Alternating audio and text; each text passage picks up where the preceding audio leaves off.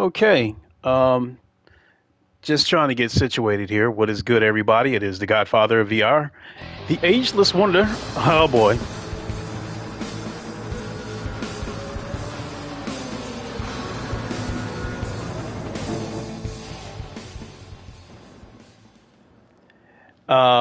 I'll jump into a race here shortly, but just more than anything, it's been about I don't know, maybe about a week since I streamed from this channel. I've been doing a lot of streaming on Twitch. I pretty much got a foothold on how I want to distribute my content. ACC. The LFM races will remain on Twitch, and I think I'm going to do that every Tuesday and Thursday. Um, anything else ACC related, uh, recorded videos, open lobbies will probably be done here. But as far as low field motorsports goes, I think Twitch is a better fit. I just like the way it's integrated over there. Um, and this channel's probably going to shift. Um, I can't be stupid and ignore the views. Um, it's a fact that out of all the sim racing titles that I stream, this one gets the most views. So GT7, once PSVR 2 hits, GT7 will more than likely take over as the featured content on this channel. And I will commit to streaming at least twice a week. GT7. Leaning towards doing this on Monday and Wednesday, possibly even a third stream on Friday, as Ham wants to start up our Friday league that we used to have on ACC, except we'll be doing it on a set of course on GT7. God, I can't get ACC out of my head. We'll be doing this Friday league on GT7. Stay tuned. We'll have details, and you can join us. The viewers can join us by way of Ham's Discord. That's where you'll get all the information, and you can join us on Fridays and race with us. As far as that goes, once PSVR 2 hits and GT7 starts taking over as the main game title that I feature on this channel, I'm going to open my Discord up to the public. I've had a Discord now, I think, for about a year and a half, but I never opened it up to the public because I would feel kind of guilty for people to start a conversation with me and I can't respond to it either because I'm asleep or I'm working or I'm already streaming, what have you. But I think the time has come for me to go ahead and open the Discord up to the public. I think I just got to add a couple of more channels to it. Is the Discord, the channels are in there are going to be sim racing channels and VR channels and flat screen channels, and I think maybe a general channel. So it'll be whatever you want to talk about. So yeah, I will open it up to the public. And what else do I want to say? Um, PSVR when it hits. Um, Any other anticipated titles, such as Resident Evil Village and Horizon Call of the Mountain, the initial stream will be here. Any other time I stream those games after that will be on my other channel, The Godfather of VR, on YouTube, because I want to try to like somewhat separate this, keep the content separated. So this channel will be more than likely focused on GT7. Twitch will be focused on low fuel motorsports on ACC, and the Godfather of VR, that will be anything VR, whether it's PSVR 2, Quest, PC VR. So, but like I said, that's loosely what I plan to do. It's subject to change, so we'll just for right now, that's what we'll go with. So I think it was time for me to get back over here and stream. And I'm really, as far as wanting to race today, I'm not really in that much of a mood to race. And I say that because, for one, I've been somewhat trying to avoid this game because I really don't want to play it until PSVR 2 comes out. I don't want to start getting used to racing flat screen on this game and then have to get adjusted to it all over again. But it's not going to be an adjustment period. It's just more about preference and immersion. Um, I'm really excited to be able to try the GT7 on PSVR 2. So looking at the footage that we've seen recently, um, I will say that it looks awesome, but I did see areas where I could tell that it's VR, that it is VR, and that's not a bad thing. Um, in addition to playing damn, I can't get GT Sport out of my head. I think the reason why I can't get GT Sport out of my head is because when I think of PSVR in the letters GT, all I can think of is GT Sport because that's mainly what I played on the PS4 Pro as far as PSVR goes.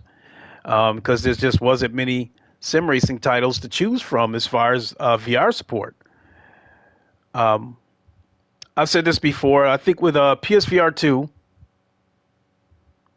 I think we're going to get a decent amount of racing sims. You know, we got this. I'm almost certain we'll get F123. Um, and if Cold Masters continues to make Dirt, I think that'll get VR support. Um, Grid Legends, I think, will get VR support. Speaking of which, I'll come back to the PSVR thing here in a second.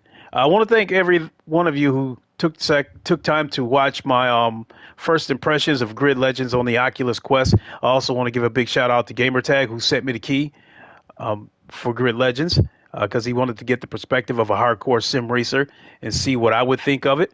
And I actually had fun with it. I sunk a couple of hours into it so far.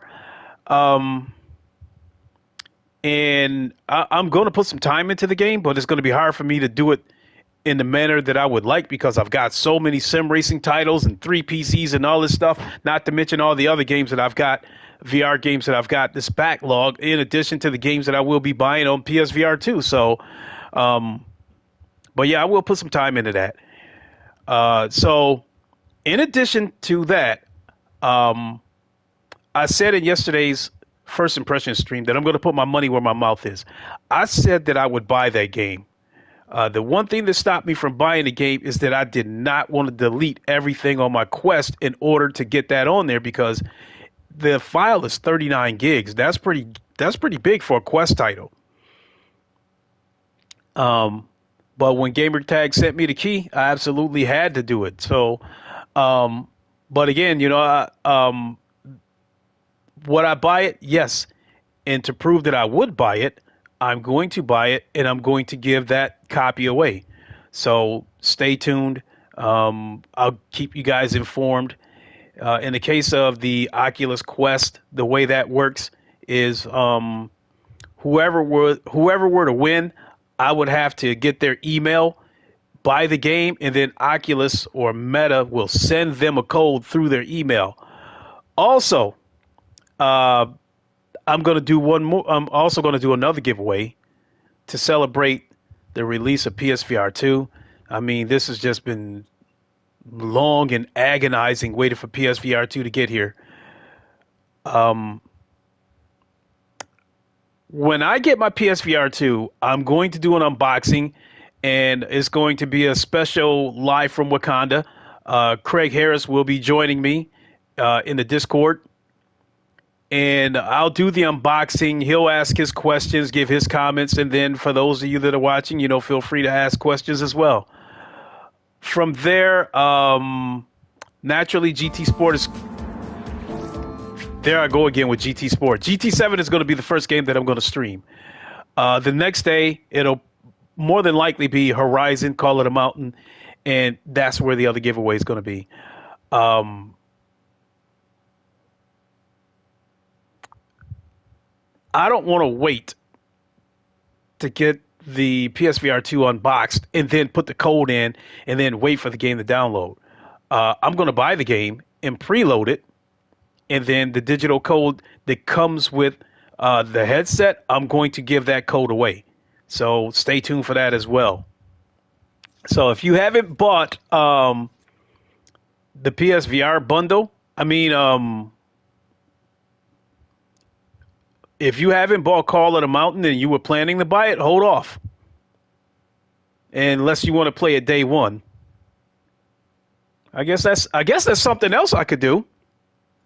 I guess the minute I get the PSVR fired up, um, I could jump on GT7 and give the code away during the GT7 stream, so whoever wins it doesn't have to wait the next day to play it. So that's something else I could do too. So so coming back to PlayStation VR, um,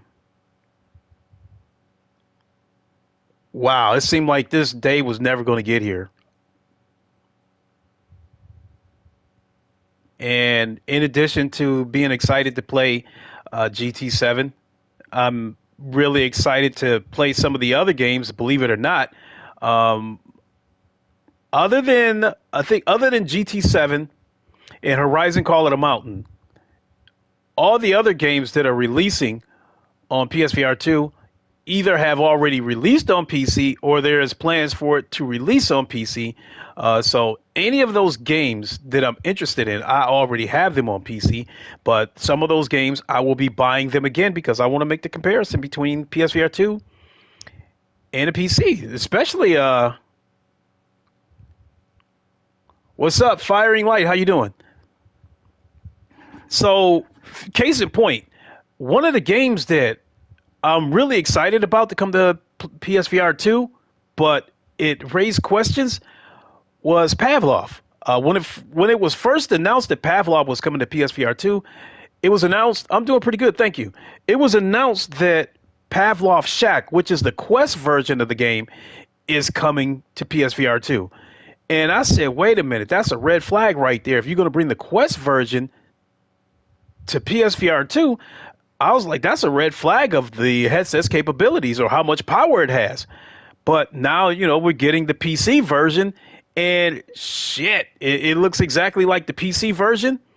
You guys are going to love that game. If you guys love first-person shooter games, it's graphic, it's bloody, there's blood and gore. You see heads get blown off. I mean, if you like first-person shooter games, you're really going to like Pavlov. And I want to get it because I want to compare it to my PC. My main PC has a 4090 in it, and my other PC in here has a 3080 Ti. Got a third PC with a 3070 Ti.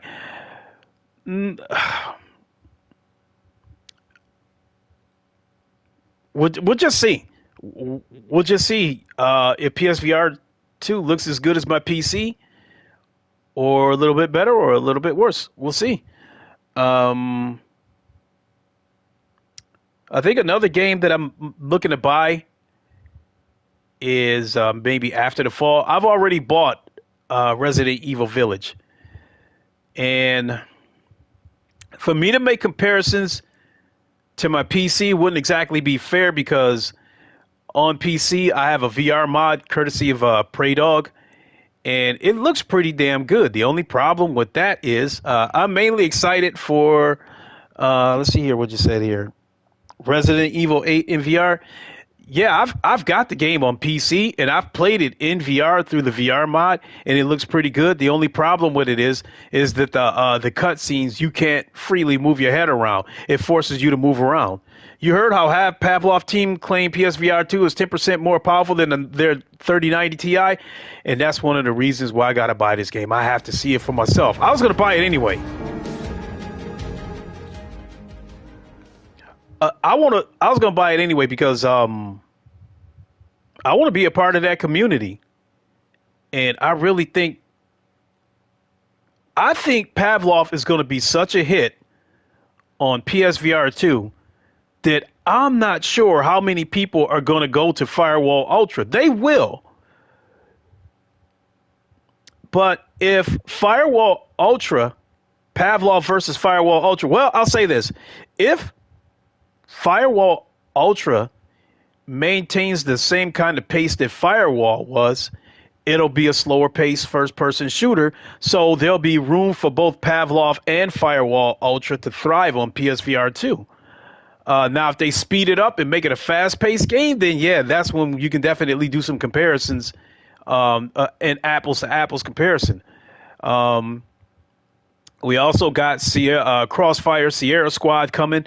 Andy B, what's going on? I was a little bit disappointed to find out that that game is going to be crossplay, and I don't think it has PvP, but I'm still going to get it anyway. It still looks good. What else I think? What do you think about the eye track weapons throwing grenade where you're looking?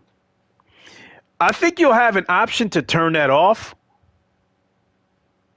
But the problem I see with that is that it could separate the user base. You're going to have this group of people that want to use it and this group of people that don't. I think the ones, well,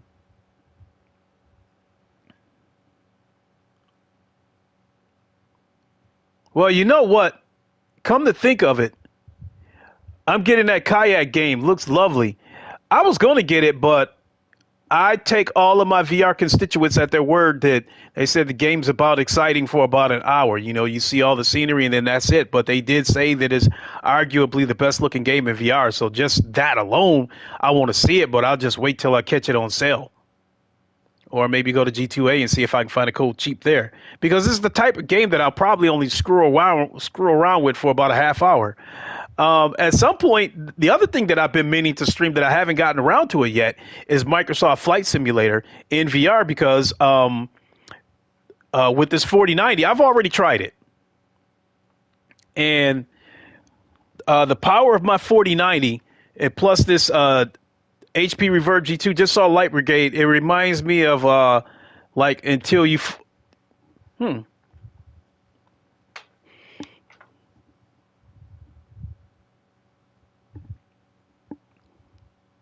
Reminds you of Till You Fall?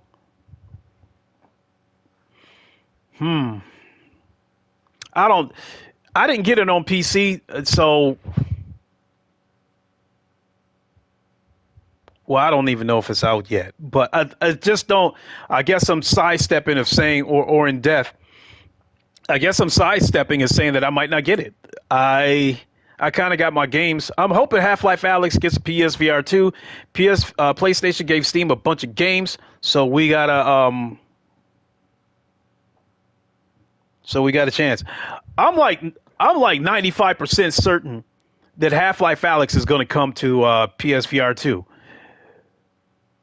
The only thing I'm wondering about is, will there be any compromises? And the answer would probably be no. If it's true that PSVR 2 can run just as good or 10% better than a 3090 Ti, because you can make the case that, you know, now that we're into the 4,000 cards and the 7,000 cards with the AMDs, you can make the case that the 3090 Ti is still probably the third or fourth most powerful graphics card. Naturally, the 4090 is the most powerful, and then you've got the 4080 and the AMD 7900 XTX flip-flopping back and forth on different games. So I'll just call that a push and say that those two are the second most powerful cards out there. After that, I would say the 3090 comes after that. But there's even been some instances where I think the 3090, depending on what game you're playing, the 3090 was stronger than the 4080. So, all that being said, I'm almost certain that Half-Life Alyx will come to PSVR 2 without any compromises. And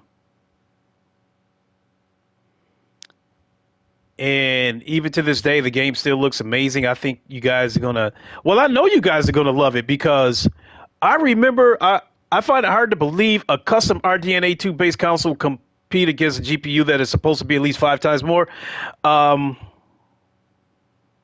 powerful. Well, there's a little bit of trickery that Sony's doing with this, and one of them's not trickery at all, and that's the foveated rendering, where the headset focuses all the power where you're looking, and everything else is going to be blurred out in the background to conserve resources. So anything that you're looking at is not rendered. You know that it basically is turned down. The power's turned down for it. So that alone is going to put it in a situation where it's on par, at least on par with a mid-range PC. The other thing is, now I'm not sure about this, but I understand the console was much more streamlined for gaming, so I guess it's possible. The other thing that I had heard was that they would be implementing something like FSR, which is AMD's equivalent to DLSS. If they do that, that definitely saves resources as well. So FSR as well as foveated rendering, you do have a case, in my opinion, where there isn't a game that PSVR 2 shouldn't be able to run. Take that back. PC always have hidden stuff running in the background. Taking resources. This is true, especially OBS. OBS, I've seen on the taskbar, OBS has taxed my computers up to 25%. So you're not going to have as much stuff running in the background on the console. I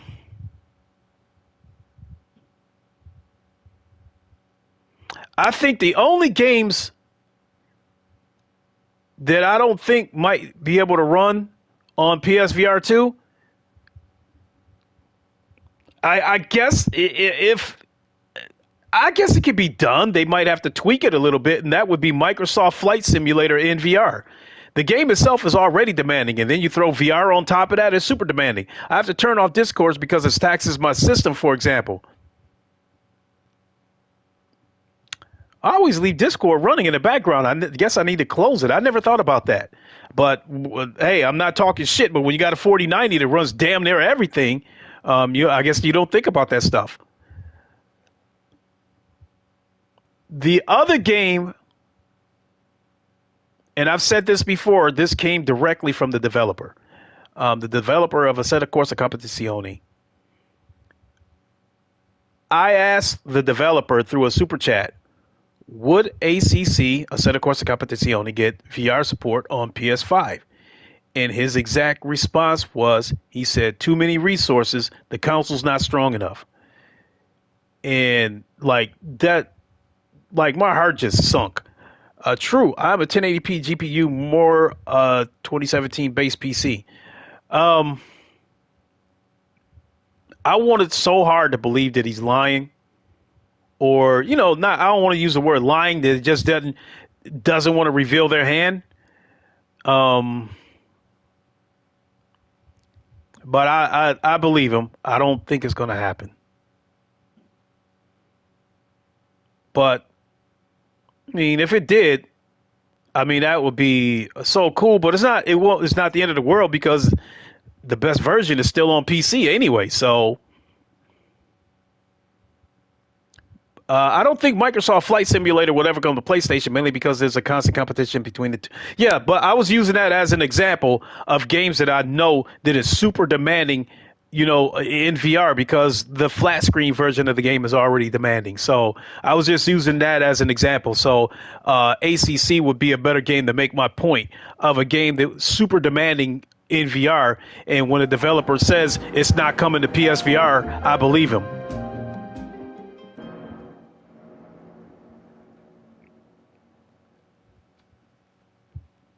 So I think I'll be ready to jump in and do a race here in a second, but I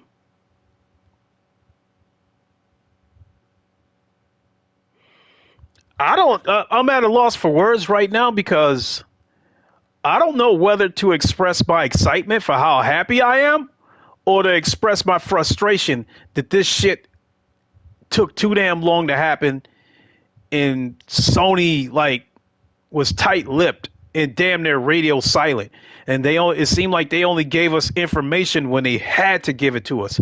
Like, for instance, Brian Paul of PSVR Without Parole, I believe it was him who revealed what the Sense controllers was supposed to look like, because I guess he's got sources, And once he revealed what the controllers was supposed to look like, Sony came out and went ahead and showed us what the controllers look like, in my opinion, to go ahead and just squash those leaks and get it out of, and just like, let's get this shit out of the way. It seemed like that was the only circumstances where Sony gave us information about PSVR 2. And Sony claimed that they want mass adoption for PSVR 2. And I'm like, they're not marketing this headset as if they want mass adoption. I mean, you doing vlog posts and Twitter posts and shit like that. I mean, where's the giant, commercials during the NBA game and shit like that? I mean, at least with Facebook, there was Oculus Quest ads everywhere on YouTube and on TV. And to me, that is what sold the Oculus Quest. That's what made the Oculus Quest successful, because when the Oculus Quest first launched, a lot of people were still resistant on VR. They still made excuses. The graphics, the graphics, the VR isn't there yet. I'll try it when it gets better, yada, yada, yada. But they sold rumored over 15 million headsets. So, and I think that's all credited to the marketing that they did, because they marketed the shit out of that headset. I think in the case of Sony, I mean, they're going to get more marketing than they can handle here pretty soon, because once that headset is in the hands of us, we'll be doing their marketing for them.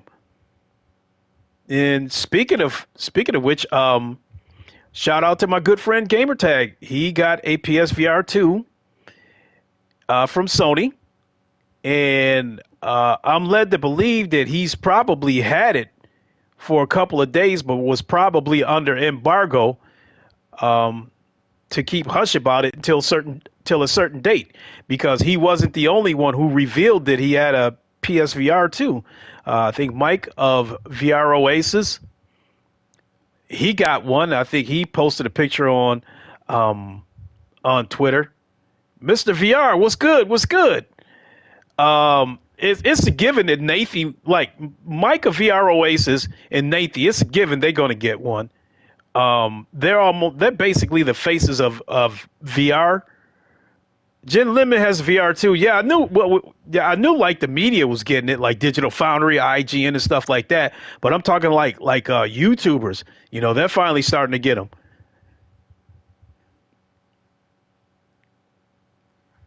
So, John is from Digital Foundry, yeah. But I will say this. Yeah, Gamertag, he posted it on Twitter yesterday, and he posted a short on YouTube. I will say this,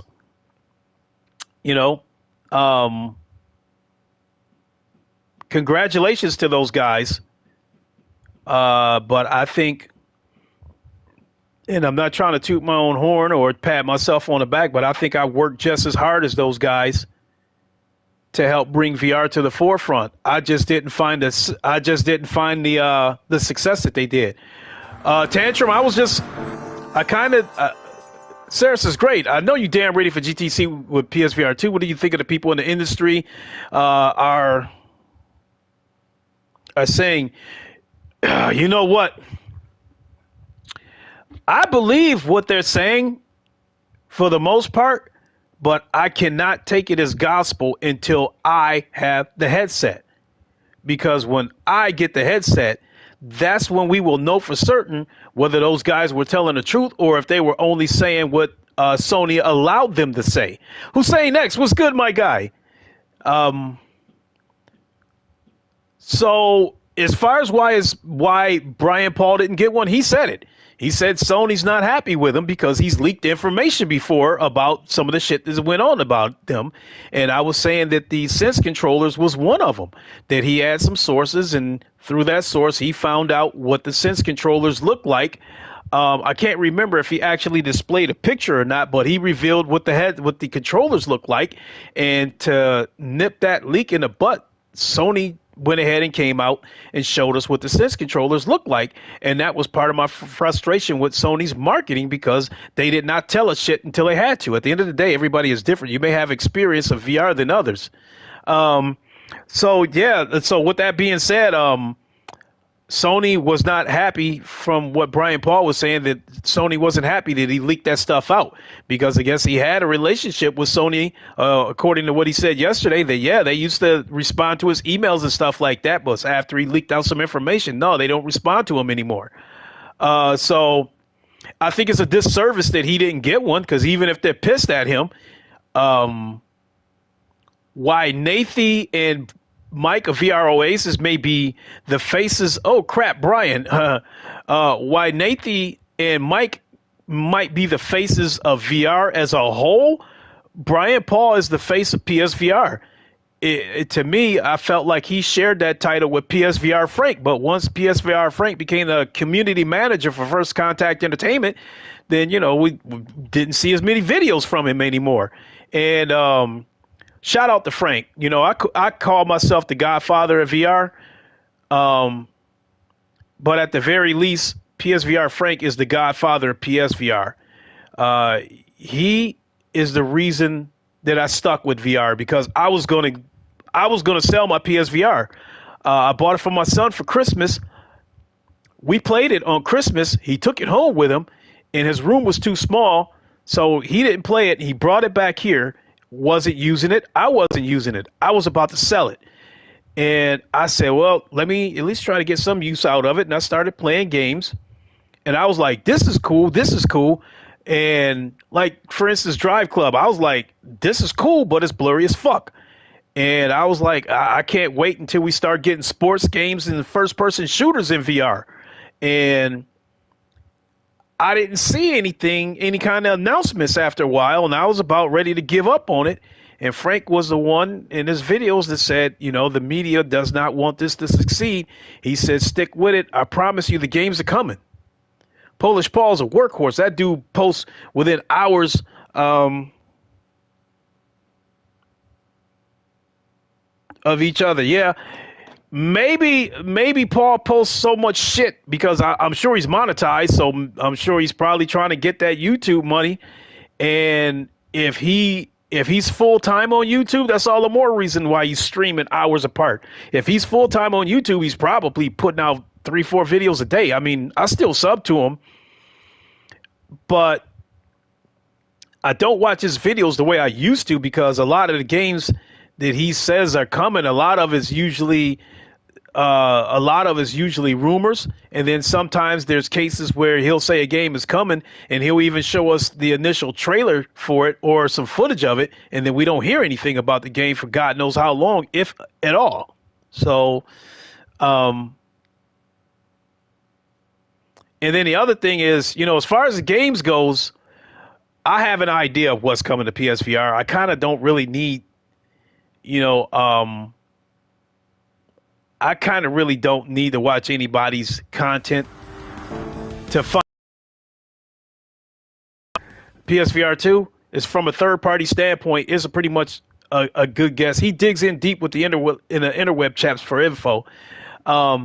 It's a pretty safe bet that moving forward, anything that's coming to PSVR 2, if it's third-party and Sony didn't secure some kind of time exclusive with it, that it's going to come to PC VR as well. And then as far as launch goes, I probably say for the next 6 months to a year, the majority of the games that you guys are going to see on PSVR 2 are going to be the games that we already have on PC. So all that being said, I really don't need any content creators to explain to me what's coming. I've already got an idea of what's coming. The two, I would probably say the real way to know what's coming out is to wait for an actual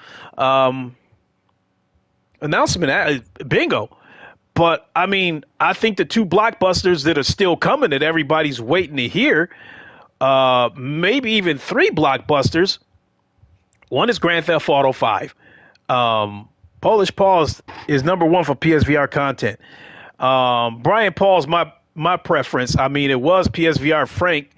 And then once he kind of like faded into the background after being community manager, then Brian Paul, in my opinion, took over as the man for PSVR. Um,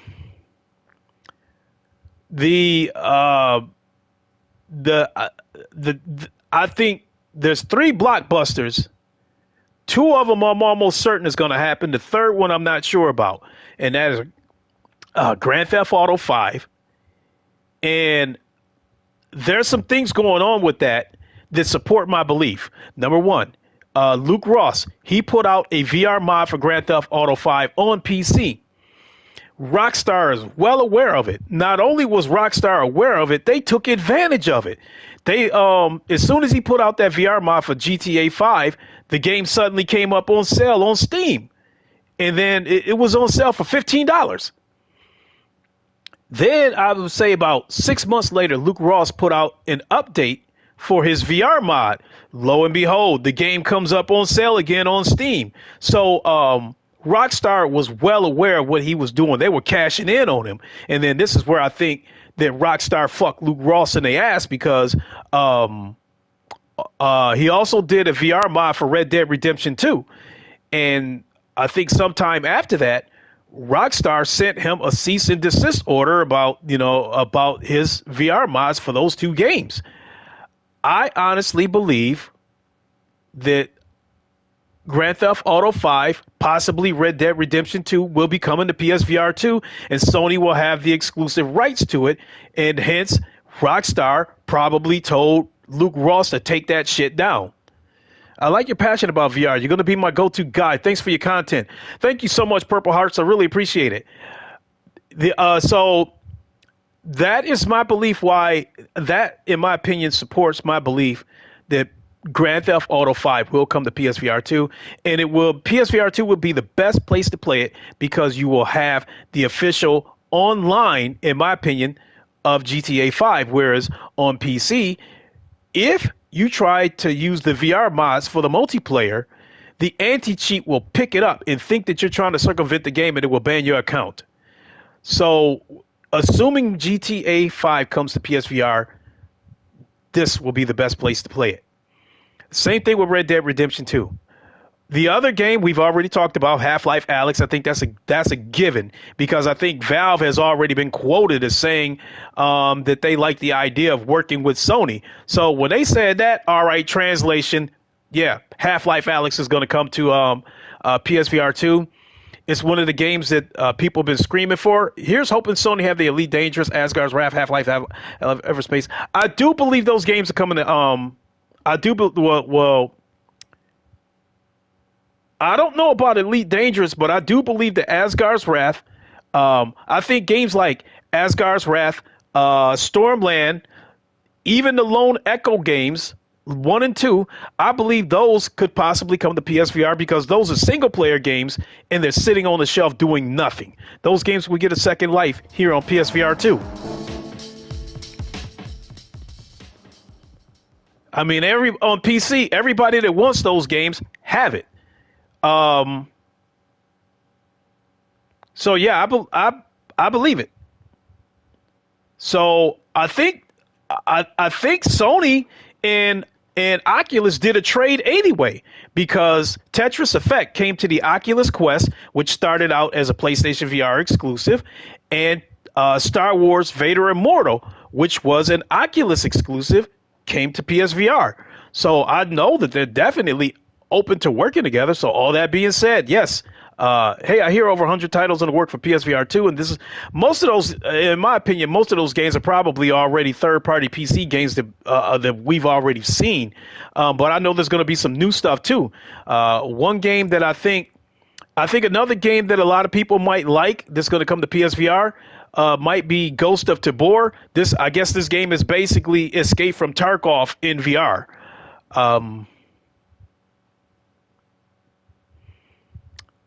I forgot the name of that damn other first-person shooter game called Breach something.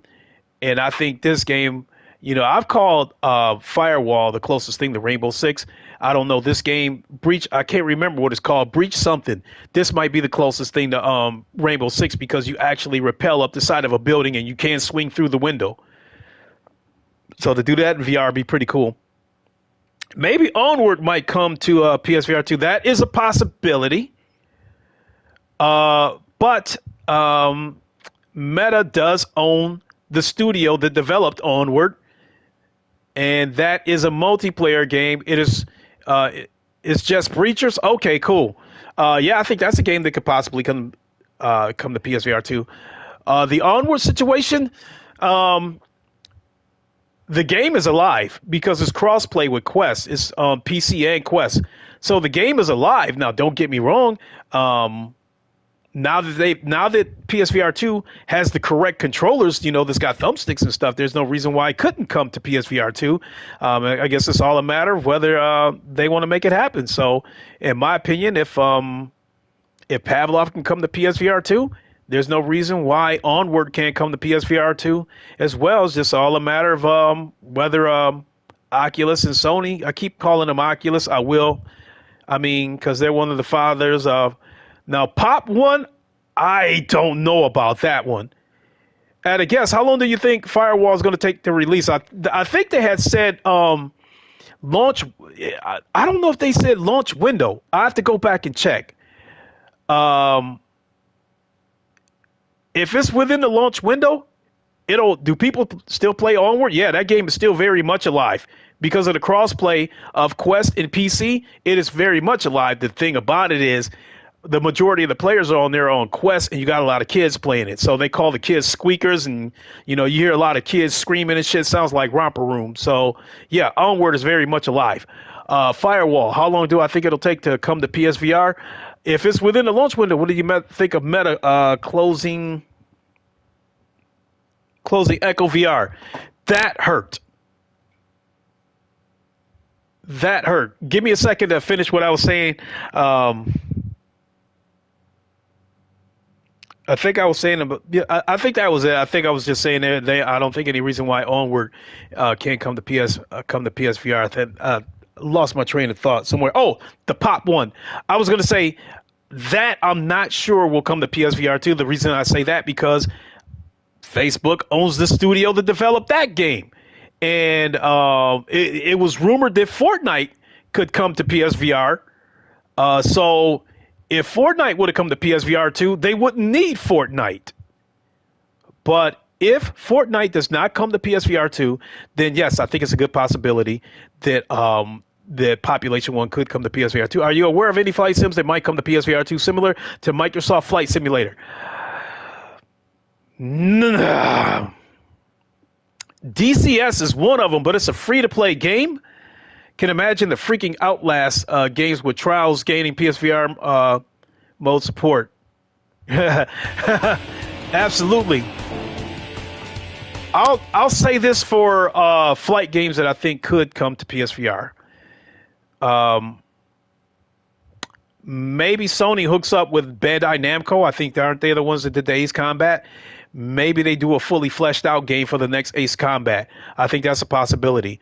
Another possibility would be DCS. That is a flight game on PC. It is a free-to-play game, though. So I don't know if Sony would go for that with them bringing the game over here and it being free-to-play. I think if they were to bring that game over here, Sony would want them to charge something for it, even if it's $20. That being said, I don't know. I will say that the DLC on that game is fucking expensive. Any given you get drifting, you drifted GT7? No, afraid not. I'm pretty much a GT3 guy. I love GT3. That's why I love ACC so much. Another flight game that I think could come to PSVR 2 is a game called Project Wingman. They made this game in response to Ace Combat 7. Now, Sony, I think, did something was disingenuous. When they announced Ace Combat 7 getting VR support, they said it in such a way that led us to believe that the whole game was going to be VR supported, and it only had 3 VR missions. War Thunder that's another one. It's a free to play game, but yes, it's another one that could come to PlayStation VR. So about the Ace Combat situation, we got 3 VR missions after being led to believe that the entire game would be VR supported, and Project Wingman was made to give you a fully fleshed out flight game in VR. I love how you're replying to questions. You got a new follower. Thank you so much. That's one of the things I like about my channel being small is that you guys keep the conversation going and I can answer them. Now, if I ever got to a point that, yeah, if I ever had 50,000 subs or something like that, the comments would be rolling in so fast that you'd have to do super chats. But yeah, I try to respond to everything because I enjoy conversating with you guys. So getting back to the Project Wingman thing, they created that game with the intentions of giving us a fully fleshed out flight game in VR. It's Ace Combat. It's like Ace Combat the entire game. There's no cutscenes or anything like that as far as the story goes. Basically, you go into a mission, you're flying over an area, and they'll tell you what your mission is. This is your target. This is what you got to go in and do. But it is a full flight game in VR. With Ace Combat 7 type action. It's a pretty good game. If it comes to PSVR 2, I recommend you get it. So if you're on PC VR, I recommend it as well. I think the game's only $25. So what do we got here? A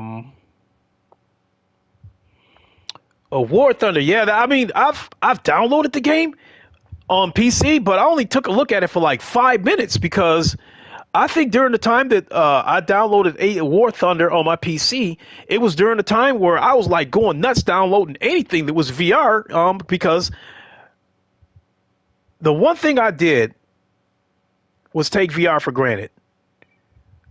PSVR is giving me a second chance because when the first PSVR was out, as well as PC VR, we got a lot of good looking games. My goal was to see VR go mainstream.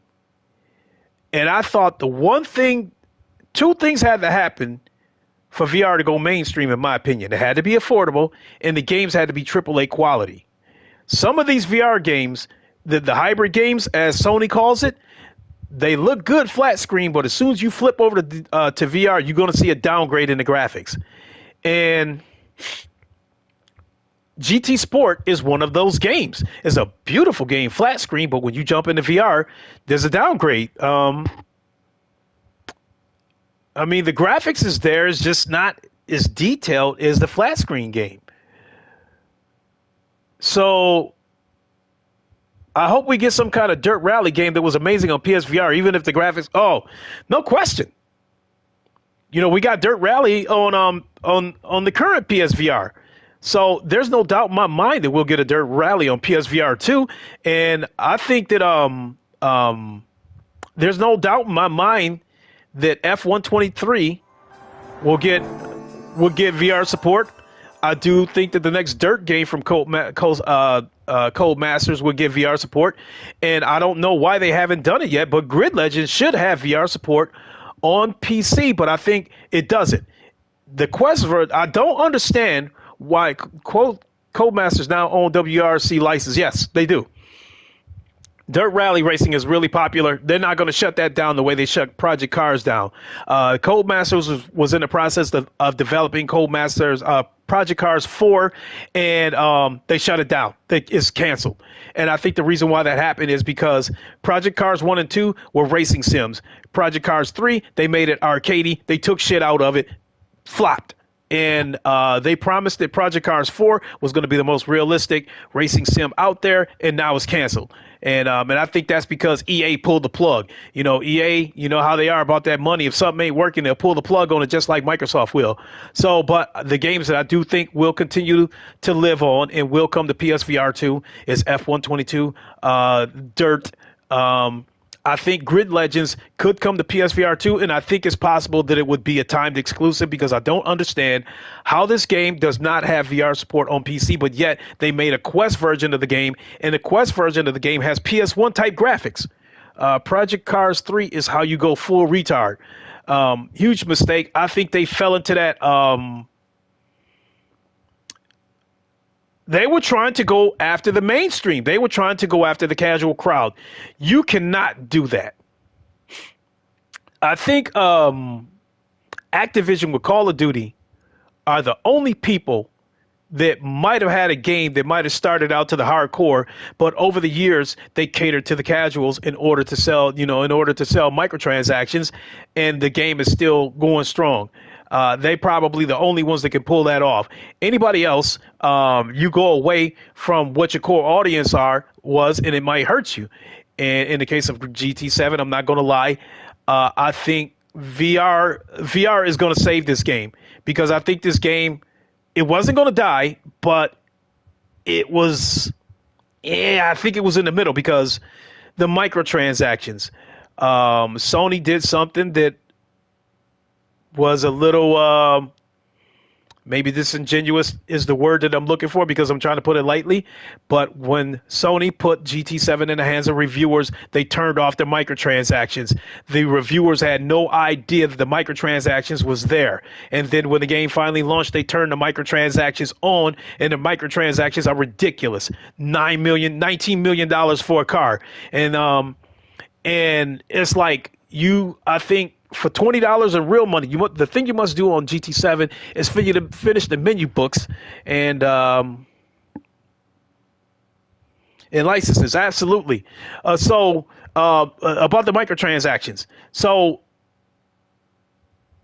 the microtransactions are ridiculous.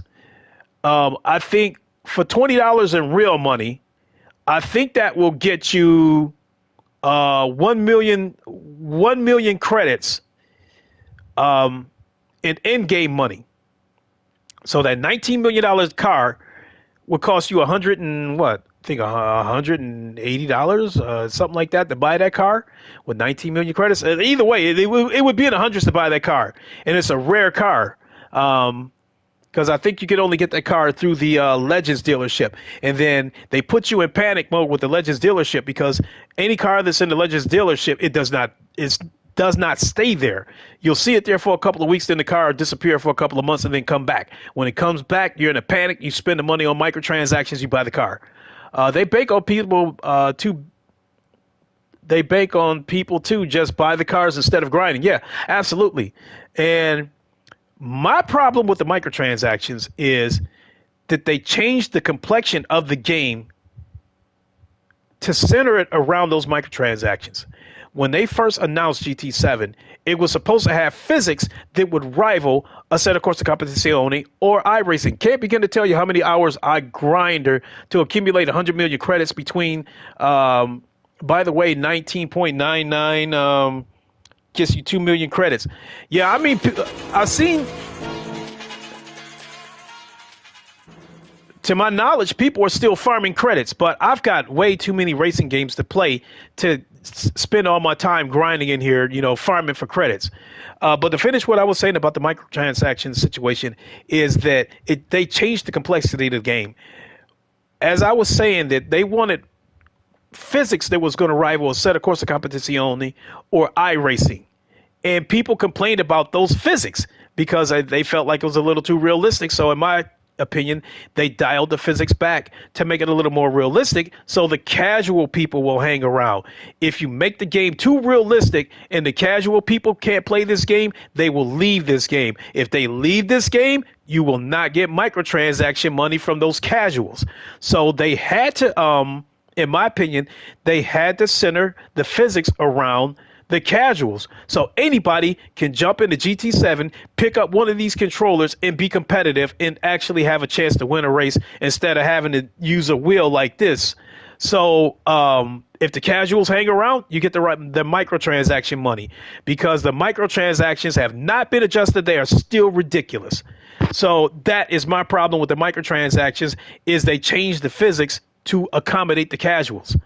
Let me see here. You say I go to whichever track it is to accumulate 750 grand per race.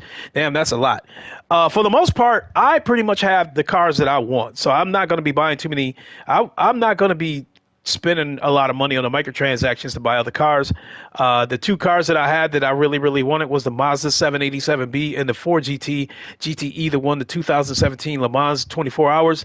The other car that I'd like to get is the Sauber Mercedes, which I will eventually get that. But the Porsche 917K, that is the car that I speak of that costs $19 million. That car, I refuse to spend the money to get that car because that's just ridiculous, the amount of microtransactions it would cost to get that car.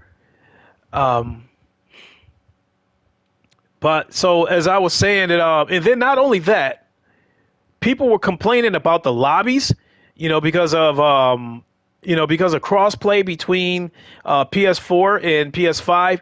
I don't know. They were complaining about the lobbies. They were complaining about the matchmaking, all kinds of shit. So for a minute, it looked like, some YouTubers were starting to leave GT7 and head on over to a set of Corsa Competizione.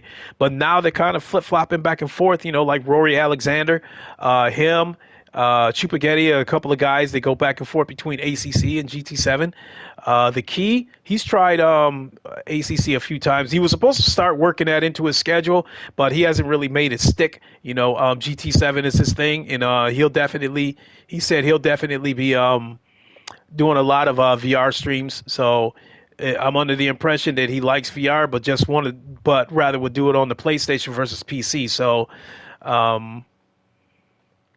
PSVR, once PSVR 2 hits, I'll have VR across the board. It doesn't matter what I do it on. They have no excuse not to make ACC VR on PS5. I said that earlier, Tantrum, that the developer, the one that I'm speaking of in particular, is Aristolos. Aristolos. Pavlov's dude claimed 3090.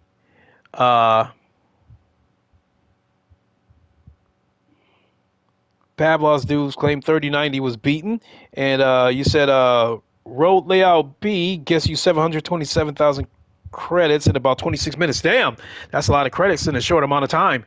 Might be worth looking into. So definitely get back with me once PSVR 2 hits, and maybe I'll start farming those credits in VR. So yeah, I'm flying all over the place. What I was saying, Tantrum, about ACC VR. I was saying earlier that the developer, Aristolos, he has a YouTube channel. Probably once every couple of weeks, he does streams where he invites the community. He gives them tips, whatever, yada, yada, yada. I super chatted him and asked him directly, will ACC on PS5 get VR support? And his exact response,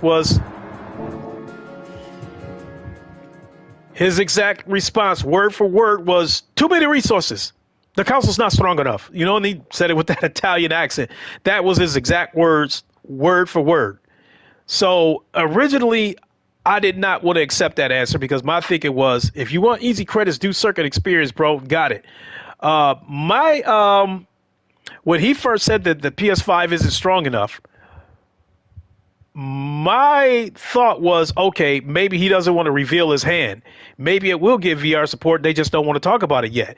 Because my thought was that if this game can get VR support, any game should be able to get VR support, because arguably GT7 is the best looking game in VR. And if it can get VR support and still look amazing, I can't see why any other game can't get VR support except ACC. Because ACC, damn it, what's his name?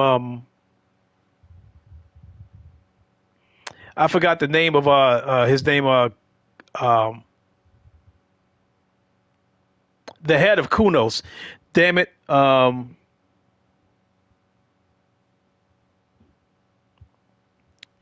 head of Kunos, that is conflicting when people claim it's more powerful than the 3090 Ti. ACC VR should work for PS5. I'll say this.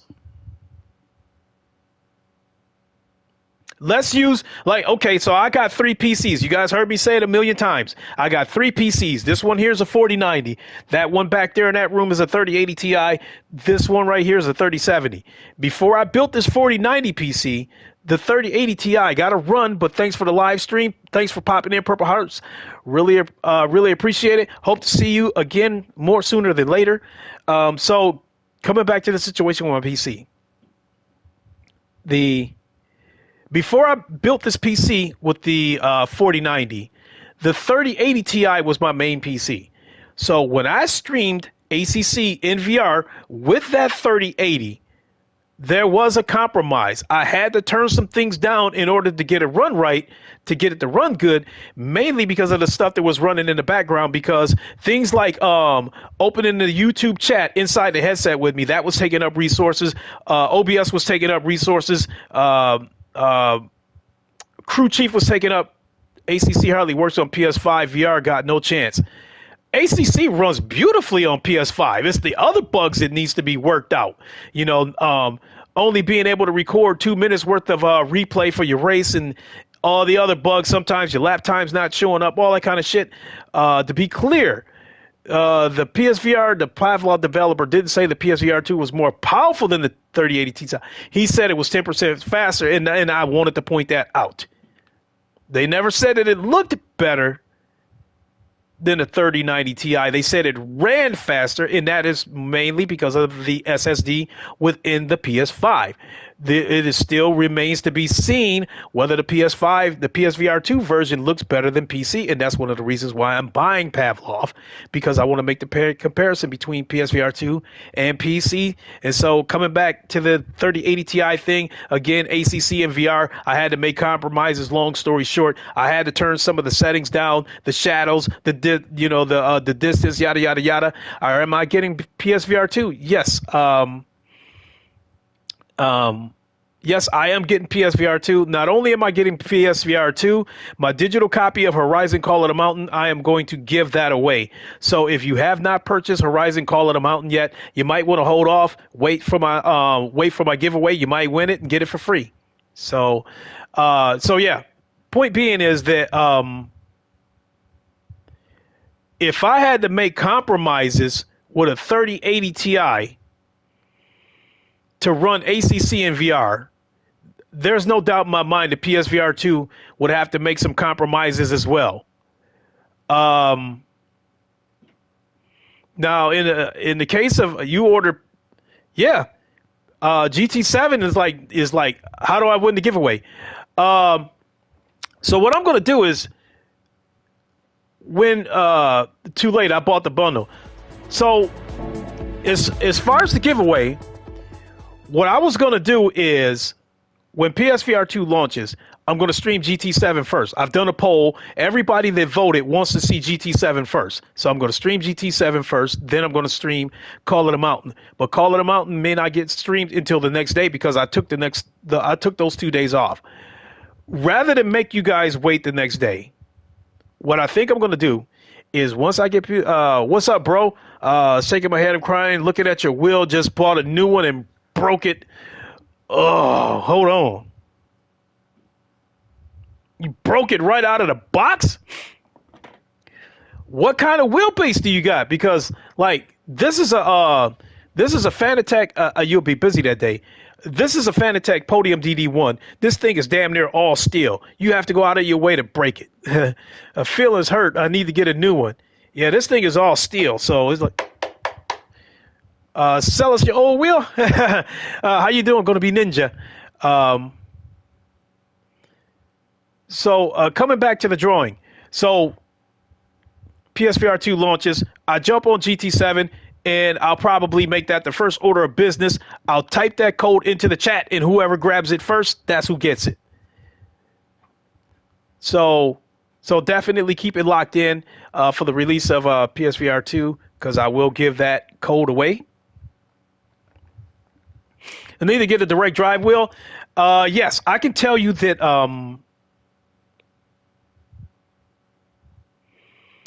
I've before I bought this wheel, I had a I take it that heart means you're doing good. Gonna be Ninja. Excellent. So before I bought this Podium DD1, I had a CSL Elite. Hopefully I'd be too busy playing GT7 and VR that day. Absolutely. I had a CSL Elite before I bought this wheelbase, and I loved it. It's belt driven. Biggest difference between a belt-driven Lincoln Clay Underdog Streamer of the Year, period. Hey, thank you so much. Really, really appreciate it. I said it before, and I'm not trying to toot my own horn, but, my VR constituents, I do have friends in the VR community. Gamertag VR, Steve knows. Those are two of my friends. Ham VR's another one of my friends. But yeah, when it comes to VR, Steve knows and Gamertag are probably the two biggest YouTubers that I'm friends with, And because Gamertag used to have a show called the VR Link, and I was a panel member on there. I want to get the Logitech G Pro DD Wheel. I hear it's True Force awesome on GT7. I've been hearing that too. I've been hearing it's pretty good, but people have been talking about, they've been complaining about the price. But I think for what you're getting, the price, it is priced just about right. The wheelbase, I believe, is 11 Newton meters of torque. Ham VR always here, in my opinion. If ACC devs want their game to be on PSVR 2, they will make it work on PSVR 2. I'm not calling the dev a liar. No, that's what I never finished saying. The CEO over at Kunos, who develops a set of Corsa Competizione, they said the Unreal Engine 4 lacked features. And VR optimization is one of the things that they found it wasn't good at. Got the DD Pro Boost Kit in low cells, easy. It's pretty cool. They said that because of Unreal Engine, the optimization for VR is not very good. And so for Assetto Corsa 2, they are building their own engine. So the reason why they went with Unreal Engine for ACC and Assetto Corsa is because I think the guy's name is Stefano. He's the one that wrote the code for Assetto Corsa, and I guess he wrote like 90% of it by himself. And he requested a commercial engine to speed things up, so they went with Unreal. See here, ACC needs to go Unreal Engine. Speaking of Unreal Engine 5, I did ask him that. And this is how I met Andyman, who is one of the administrators of Eris, who's the dev over at Kunos. He has a Discord. I'm in this Discord. I pinged him and had a question for him. I asked him if ACC would get an engine upgrade to Unreal Engine 5. And boy, Andyman jumped all over me. Don't ping the devs, that'll get you banned, yada, yada, yada. And I was like, hey, sorry, didn't mean it, but he said, no, it's not going to happen. Because I don't know, because I don't know if you'd have to tear the game down and rebuild it if you were to do an engine upgrade. So that being said, I really don't know, but it's ironic that you bring that up because Pavlov on PC is in, I guess it's in Unreal Engine 5 beta right now. I downloaded it last night. The file was 31 gigs for an update. So when I'm done with this stream, I'm going to jump on my PC and try it out and see what the deal is and see what everybody's talking about it. What is my main car in GT7? The Mazda. I'll even go to the garage and show you my main cars.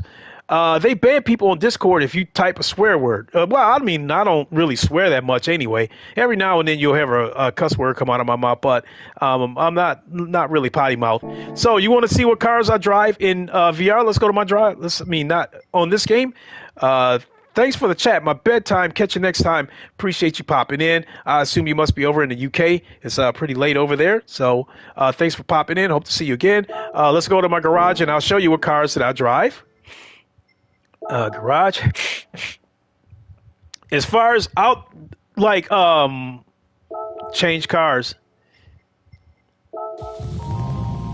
this is the car that I normally drive.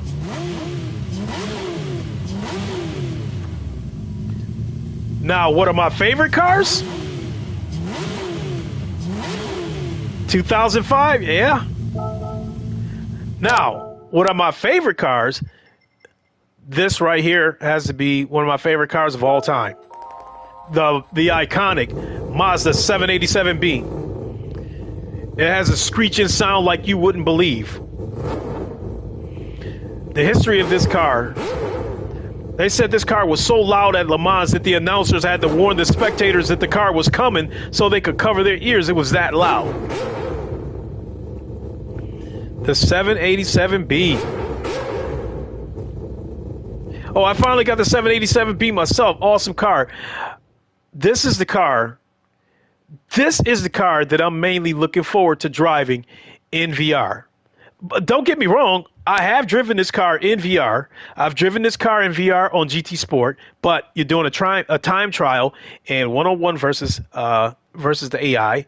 And I've also driven this car on a Assetto Corsa with the mods that they have on a Assetto Corsa. So I have driven this car in VR before, but I'm still no less excited to drive this car in VR on GT7. Uh, the other car that is one of my favorites would be this car as well. Now, this car is not on GT Sport. However, this car is on iRacing. It is on sending love to you. Really appreciate it. This car is on R Factor, iRacing, Project Cars 2, and Stay Strong. Definitely. There's one more game that this car is on, and through the Assetto Corsa mods. So I've driven this car on several occasions in VR, but still, this is another car that I'm looking forward to driving in VR. Let's do the escape things because this car is gorgeous at night.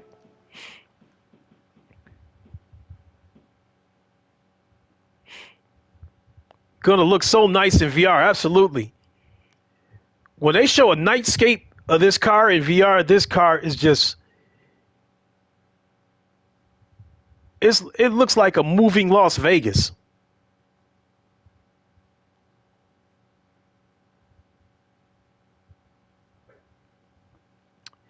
Now, this car won the 2017 Le Mans, 24 Hours of Le Mans, and Ford had to pull a string. The new showroom for VR will be great to see the cars. GT Sport had a VR showroom. The difference was you could not get inside the cars. You could just like teleport around the cars. As I was saying about the history of this car, it won the 2017 Le Mans.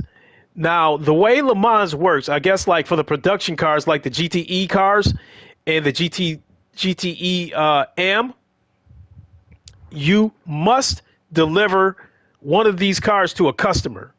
In other words, you have to produce this car.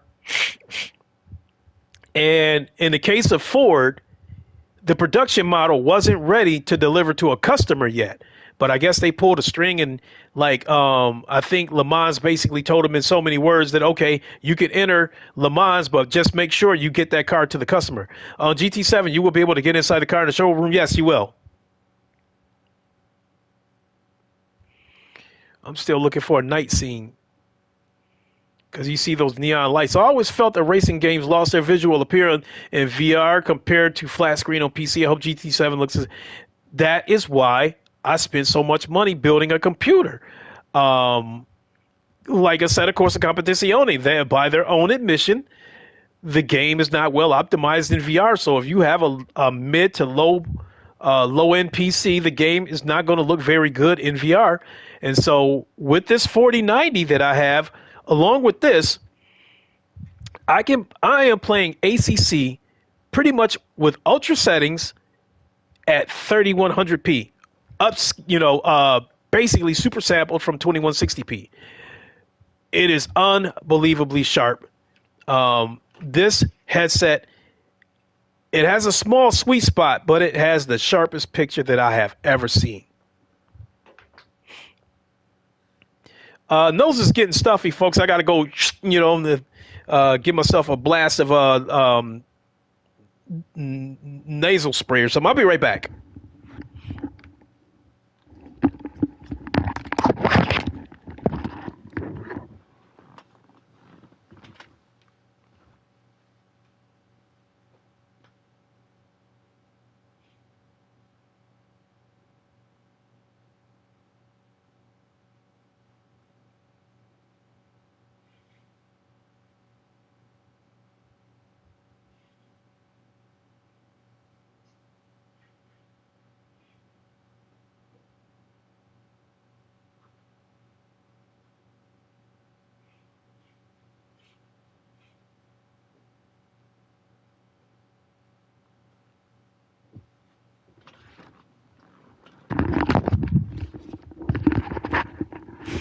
Okay, talking faster than I can breathe caused the old schnozola to clog up.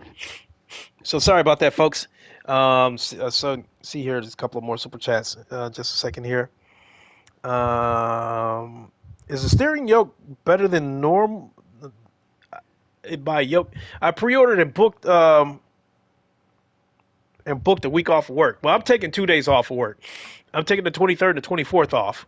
Look at that night scene. Look at that car. Beautiful.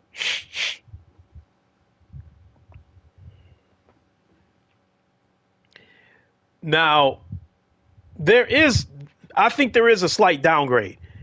The video footage that I've seen, I did see some things in there that showed that there is, I'm getting sick on the 23rd.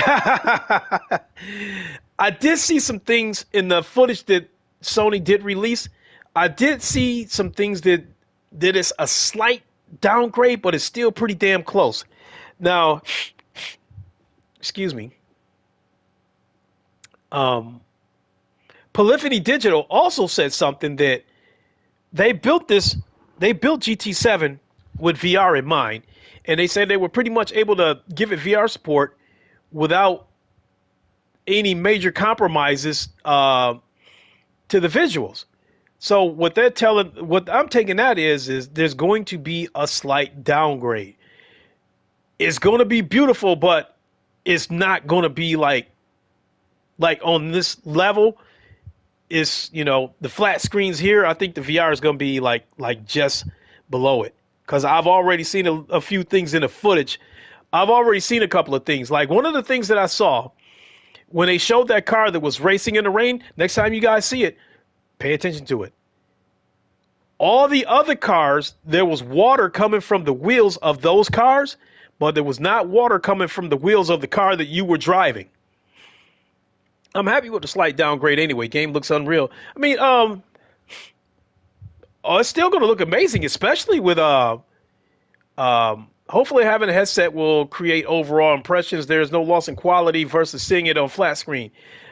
I think it's just going to be like that much. I think the downgrade. I'm still stunned. I thought GT7 won't get VR based on the fact Code was actually a PS4 game. I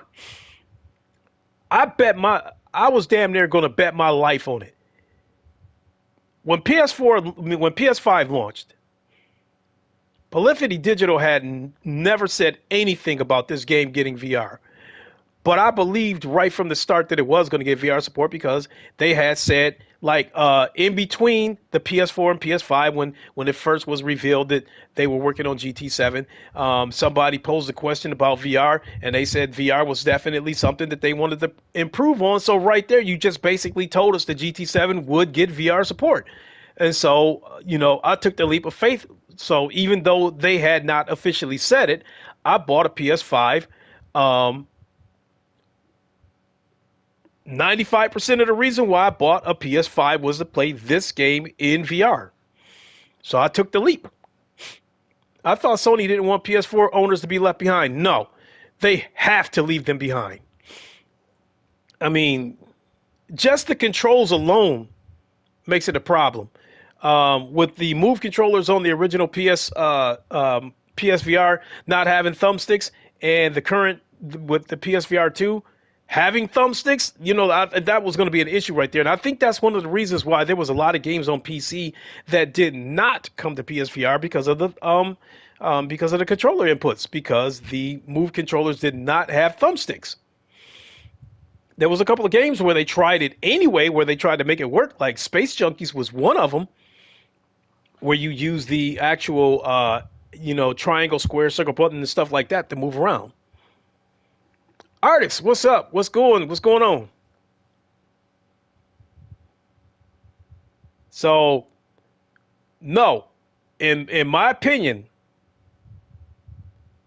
first of all, you're talking about not leaving PS4 people behind. If, let's put it this way, like let's use this game for instance. If they give this game VR support on PS4, you're going to get exactly what you got with GT Sport. You're going to have a somewhat of a blurry experience, and you're only going to have one-on-one. Thinking, I bought my PS5 just for GT7. Same here. On PS4, if this game's VR support on PS4, you're going to have, like I said, it's going to be blurry. You're only going to have one-on-one versus the AI, and you're going to have time trials just like you did with GT Sport. That is not a good look. If they would have made an announcement, let's say they make an announcement that GT7 is getting VR support on PS4 and PS5. They show you the PS4 version. It looks blurry. There's only time trials. You can't race online and any of that kind of shit.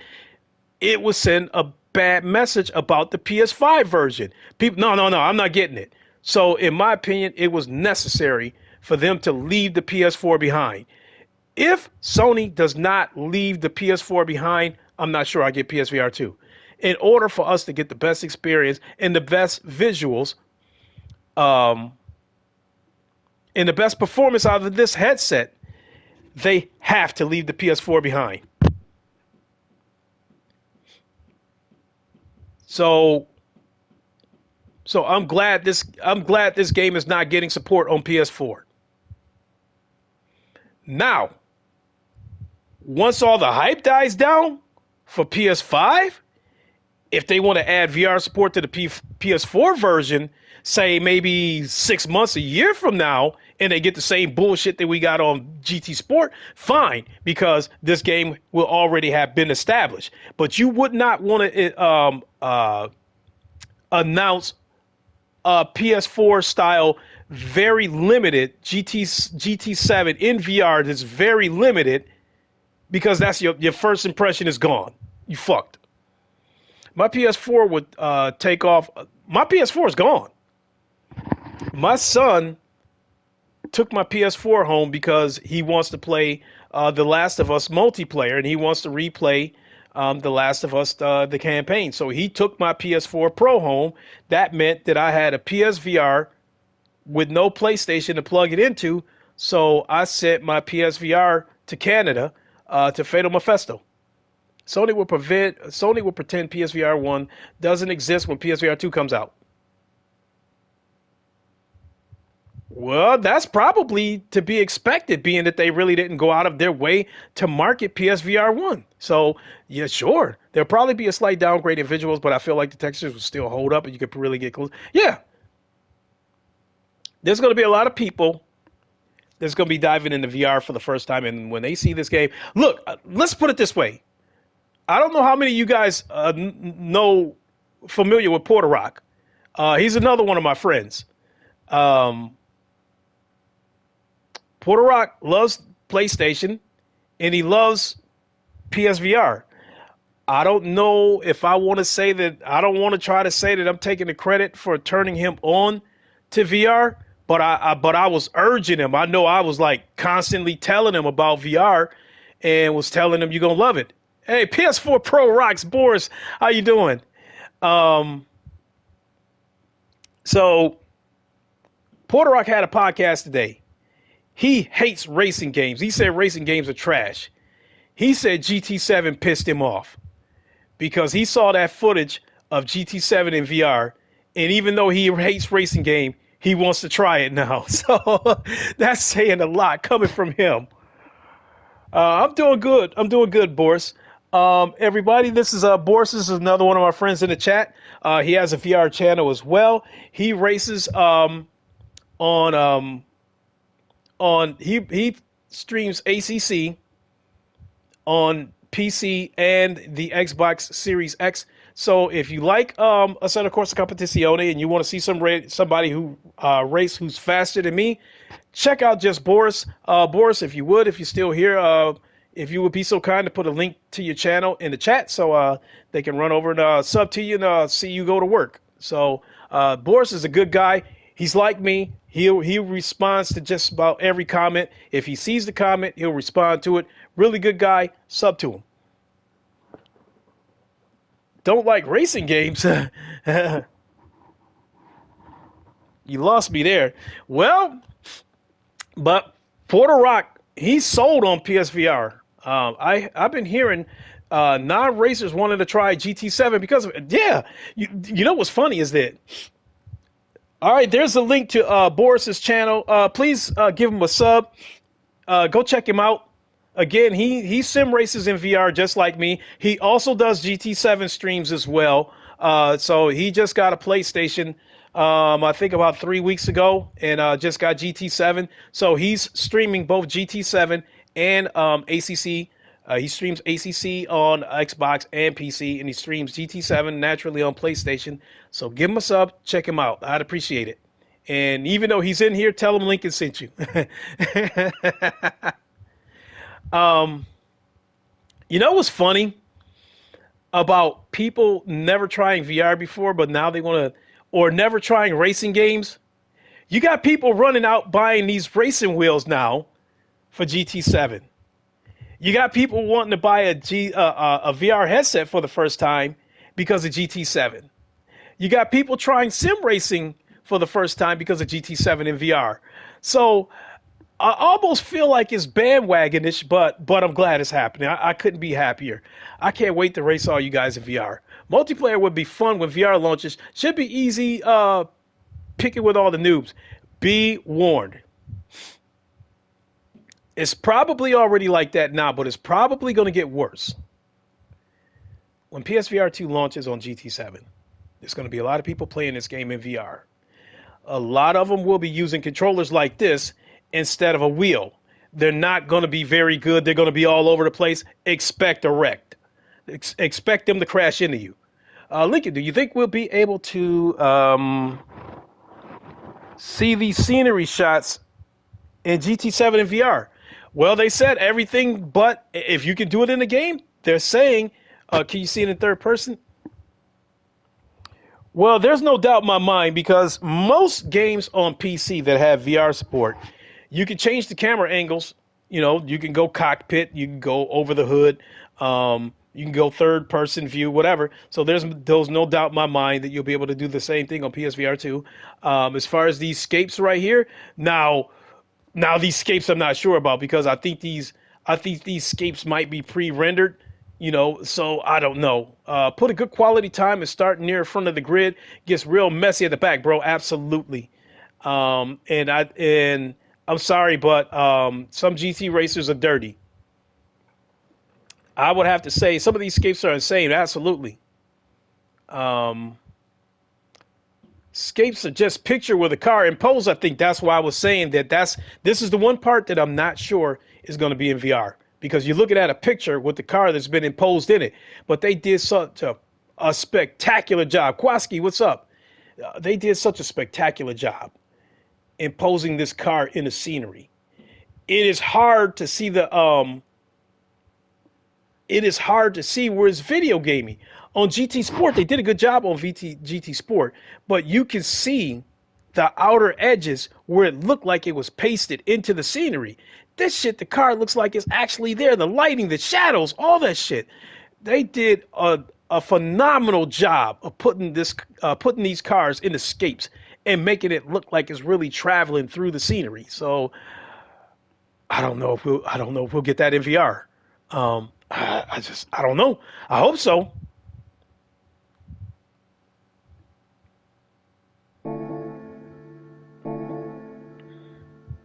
I don't know. Let's have a look and see what the daily race is. But I definitely appreciate you guys hanging out here, listening to me blab. But yeah, I'm having a hard time containing the excitement for PSVR 2.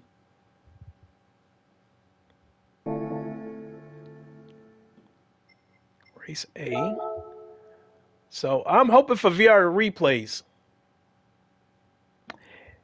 If it works anything like let's see here.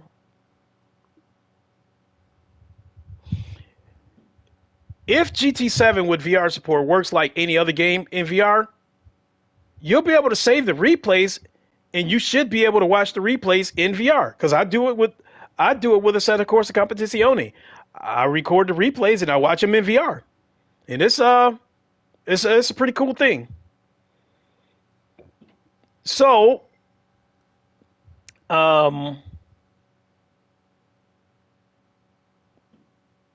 if I do a race, it would more likely be this Dragon Tail because I love the GT3 cars.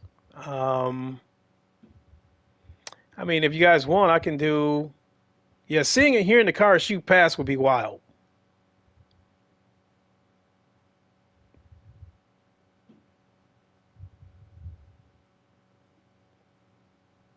I don't know if they do it as much. I don't know if they really do it on Race B is pretty sweet.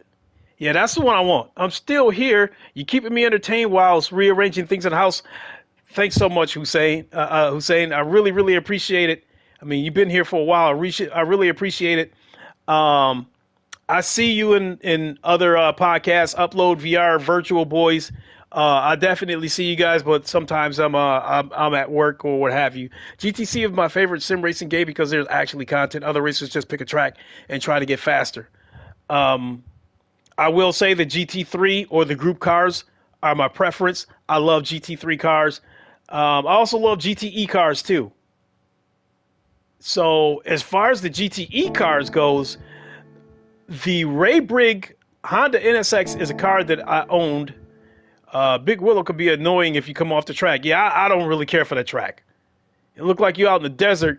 To me, it doesn't look like a racetrack. It looks like a test track for a new car, for a prototype car. Let's go to the dealership.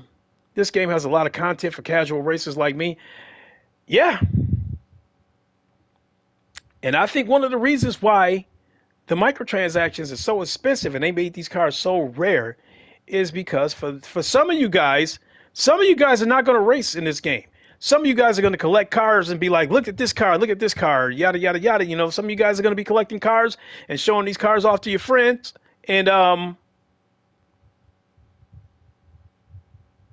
so, yeah, I don't engage in microtransactions. I don't either, but is some. No, let me take that back. I did pay for the microtransactions in order to buy my 787B. I didn't want to grind for it. I wanted that car. Because I absolutely love that car. Um, let's see what's at the Legends dealership. Let's see what cars they got there. Lincoln, what's your PSN? I can add you. My PSN is Lincoln underscore Clay 670.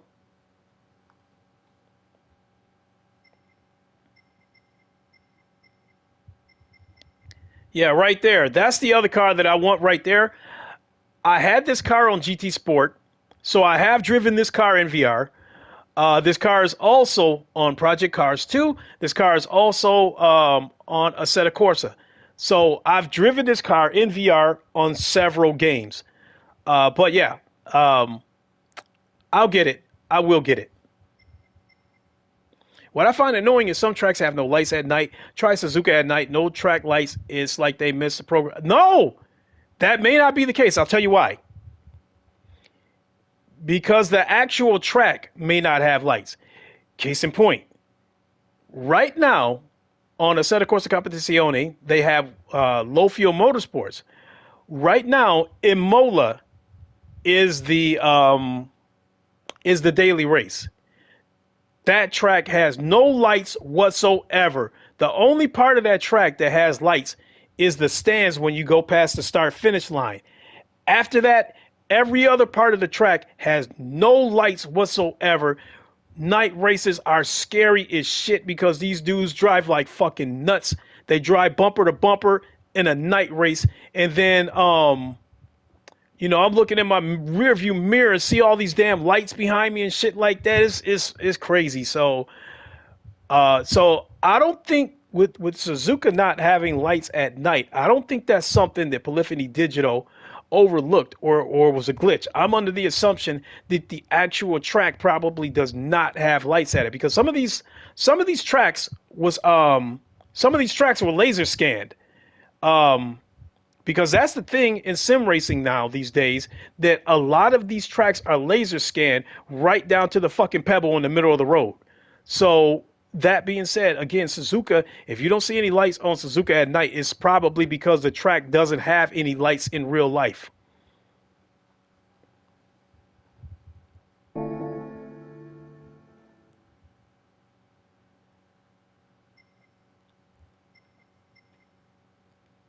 Racing game devs are maniacs.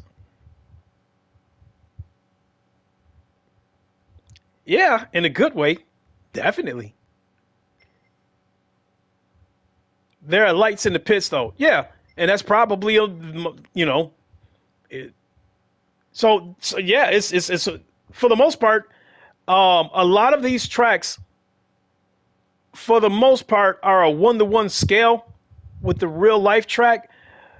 The only thing that I have to say about the tracks on GT7, case in point, let's use Bathurst as an example. Bathurst is one of my favorite tracks, and Bathurst is on just about any VR racing game. It's a popular track. Also, these lightless tracks are also not 24 hours. I'd like to think at some point you will get 24-hour races because Polyphony Digital is well aware that people want endurance races like you see on ACC and iRacing. So I would like to think that's something they will address over time. Um, Damn it, I forgot what I was going to say before that.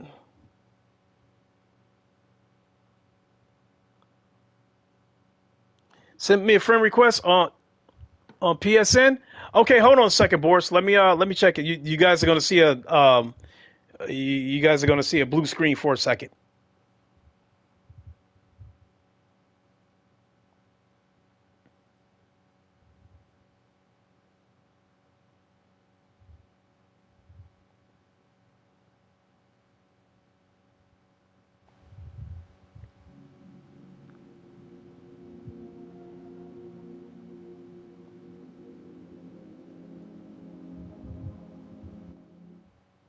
Okay, Boris, I got you.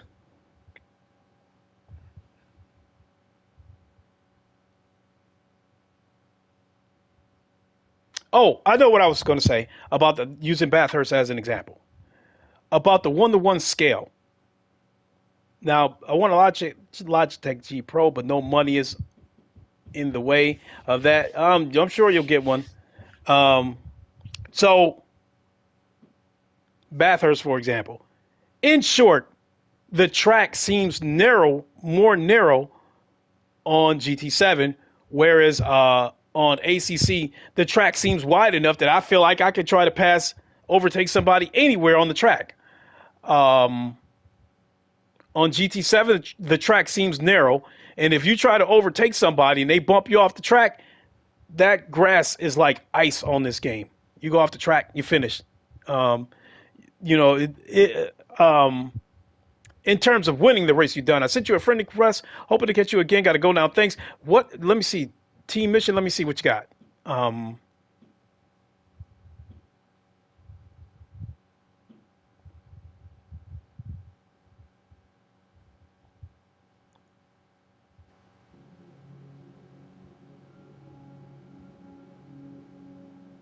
1-3 received. Okay, T mission. I haven't seen your friend request yet because it's listed in the order of the most recent, starting from the top. And after I accepted Boris's friend request, the next one was sent January 3rd. So I don't see your friend request yet. So you have to tell me what your name is, and I'll be on the lookout for it.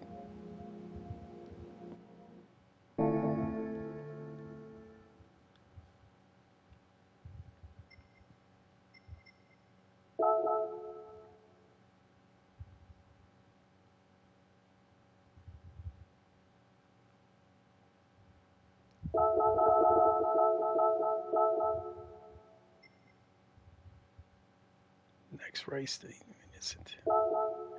Are you considering getting the Logitech G Pro? I hear other wheels don't give us good feedback in GT7 specifically. I hear the pedals are. My PSN is Lincoln Clay, but is Lincoln underscore Clay 670, and Clay is spelled with a K. Now, to answer your question about that Logitech Pro, am I going to get one of those?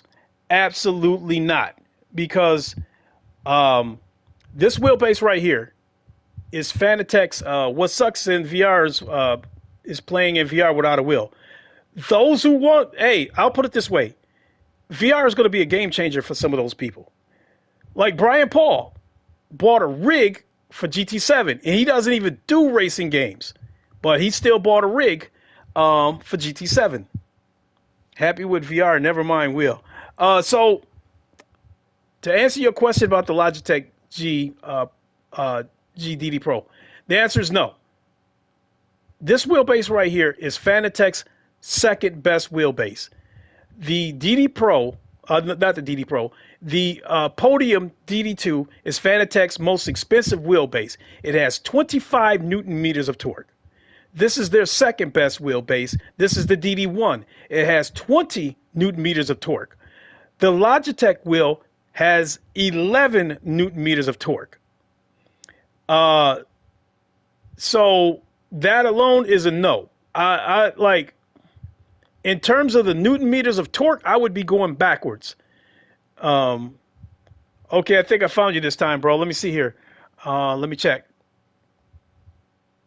There we go. I see you. Gotcha. So, like I said, not to criticize the Logitech wheelbase because I'm glad they finally got into the direct drive market. Same thing with Thrustmaster. Um, I'll put it this way: if I had a CSL Elite, if I had any kind of belt driven wheel, see you T Mission, appreciate you popping in. If I had a belt driven wheelbase, or hold on a second, hold on, just a minute. I gotta lift up my green screen for a second.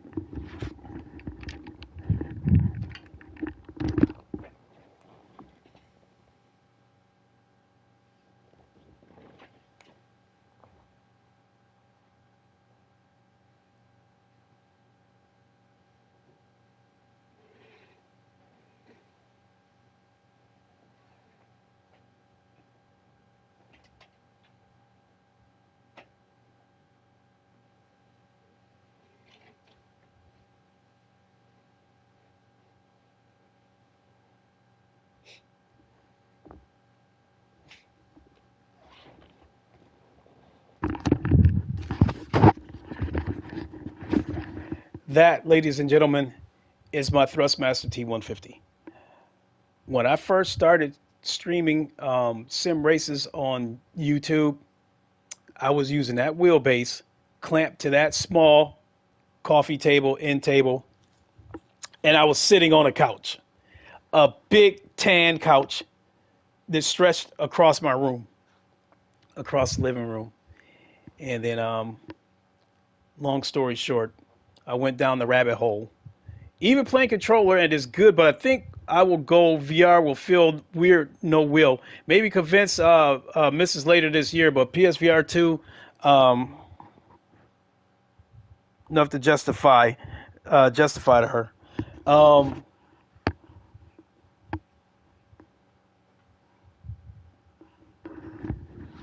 you know what?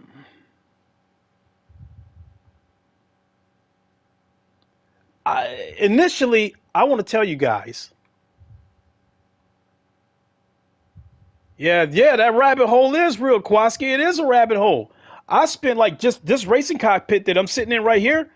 I've spent I always say 3,000. I don't know the exact penny, but it's like anywhere from like um somewhere between 3,000 and 3,500, I believe, because just this wheelbase alone, not including this wheel, just this wheelbase alone was 1,200 bucks. This rig that I'm sitting in, this cockpit, was 900 bucks. This steering wheel by itself was 300 bucks because I bought the quick release, the metal quick release. The wheel was 200 bucks. The metal quick release was 100 bucks. My pedals, I've got the Fanatec V3 pedals. You guys gonna see a shitload of wires, but I'll aim the camera down so you guys can see my pedals.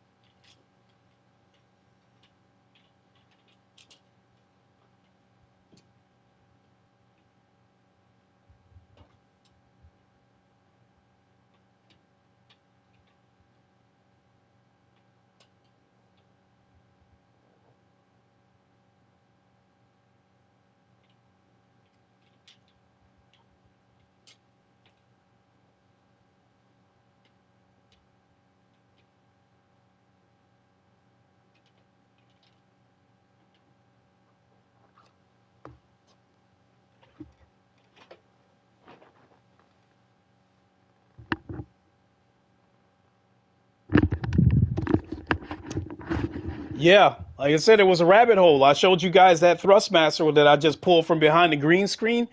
And then from there, when I decided I wanted to start getting real serious about sim racing, I ordered a CSL DD through Fanatec. Because of the demand, the shipping crisis, and COVID, it was going to be like 2 months before I was going to get my wheelbase. I didn't want to wait that long. So I went on eBay and I bought a CSL Elite to get me through until my CSL DD arrived. Well, about 3 weeks after I ordered the CSL DD, I get a letter from Fanatec telling me that the CSL DD had been delayed. And it was due to arrive the week of Thanksgiving. So 2 days before it was supposed to ship, Fanatec was so nice to send me a Thanksgiving email telling me that my CSL DD had been delayed again. At that point, I said, I don't want to wait. I didn't want to spend the money for this shit because it made me sick to have to spend this damn much money. Because, like I said, this wheelbase is $1,200. This is $300. Um, so I canceled my CSL DD order and I ordered this. And then I still bought other shit on top of that too. I bought a set of CSL pedals. I bought a set of CSL Elite pedals, which I still have. I'll show you that real quick.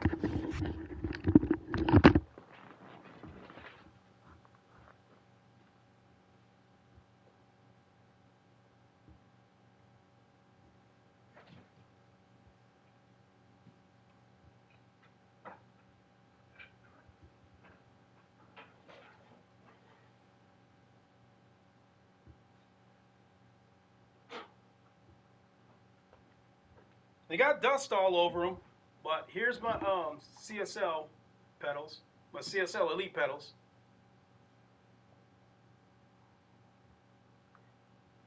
And then this is the clamp for the CSL DD.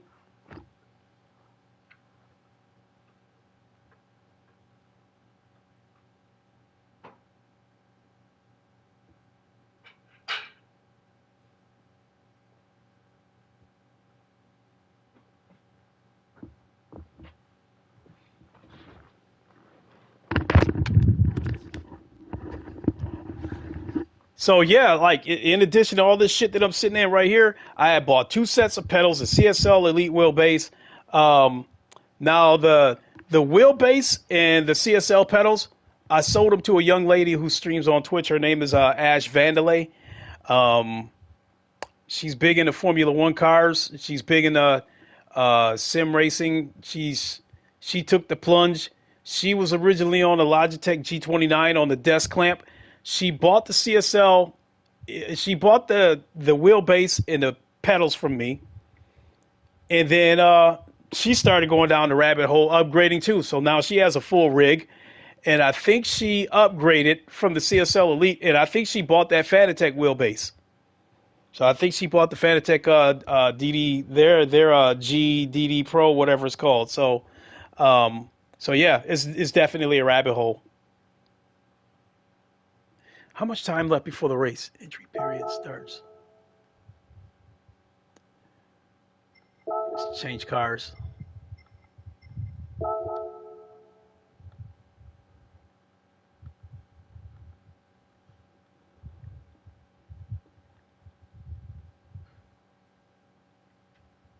Oh, usable tires. Racing hards. Is there benefits to using manual gear versus automatic in GT7? You can accelerate faster.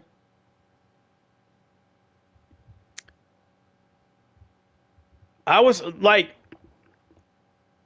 I think with a manual shift, you can accelerate faster and you can get out of corners faster because um, with an automatic, you come into a really tight corner, the car might drop you down to third gear and the car might feel like it's bogging down going around the corners. Whereas with a manual shift, manual transmission, if you're going through a tight corner, you can drop it all the way down to second or first, whatever gear you want to your liking. So, um, So yeah, I don't know anybody who uses a wheel that drives an automatic. If you use a wheel, you're using these paddle shifters. This wheel has got the paddle shifters up there, and then it's also got these paddle. I wouldn't call them on the bottom. They're not exactly what these paddles. These paddles on the bottom, what they're made for is people who are handicapped. They can't use their legs, so you can use these bottom paddles. Is you can use one side as the throttle and use this other side as the brake.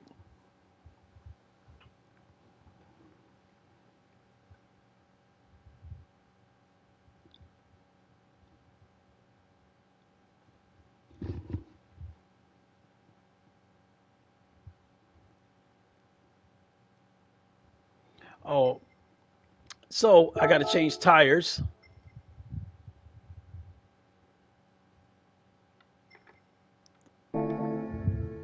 Intermediate tires.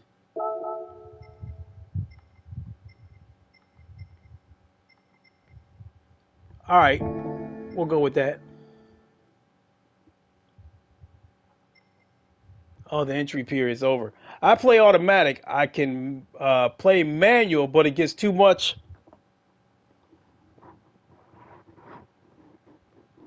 But it gets too much and technical for me. I'm used to it. Just so it looks like I missed the entry period.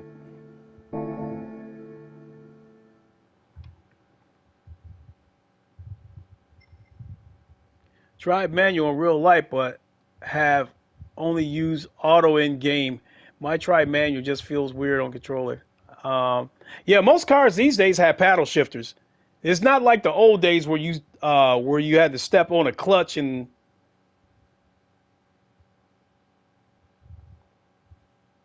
both of my cars have paddle shifters. They've got the paddle shifters, and you can still use the shifter knob on the console. You can still use that in a paddle shift manner. So yeah, I think most cars these days, especially sports cars, got paddle shifters now. And then with paddle shifters, as far as I'm concerned, with today's cars, paddle shifters is like half of an automatic.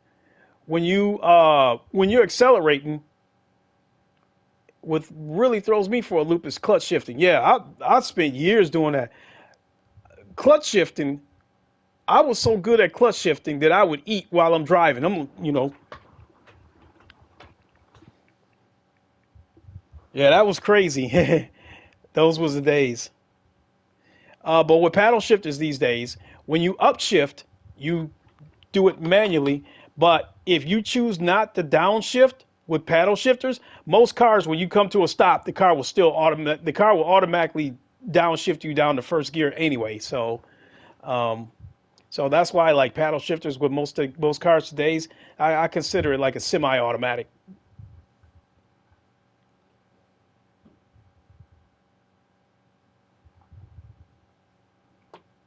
Then you have the heel toe technique.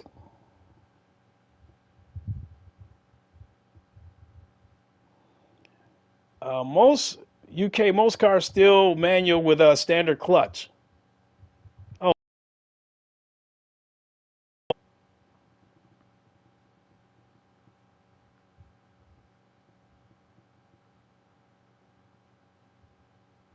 learn the clutch kick.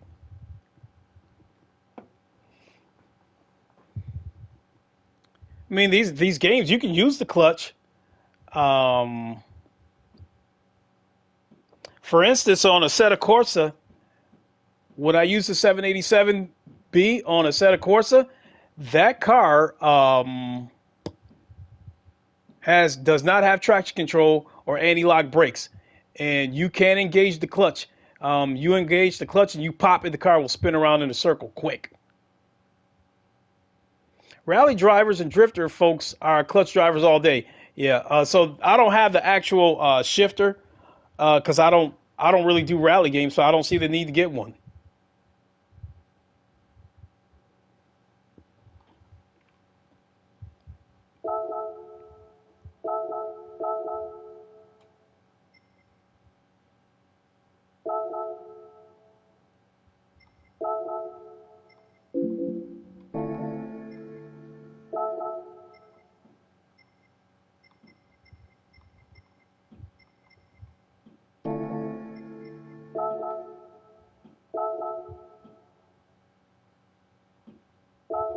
All right, I guess we'll do a lap or two and see what happens. I haven't played this in a while. Can get automatic, but most still prefer manual. Okay. Here in America, most cars are automatic. You have to go out of your way to want a manual.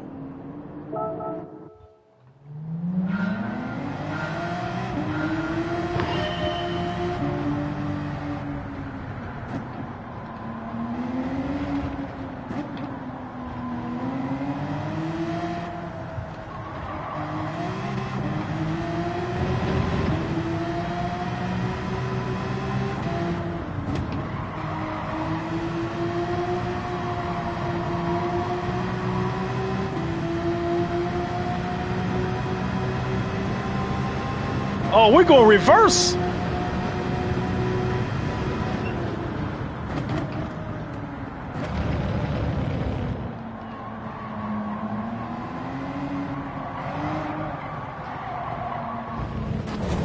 I had it. Oh.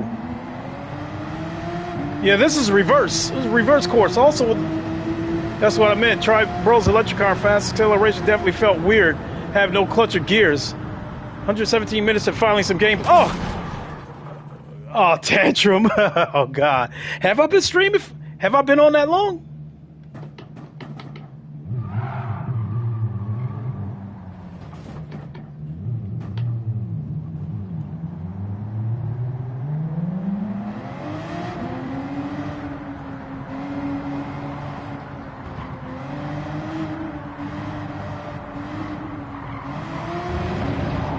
Ooh.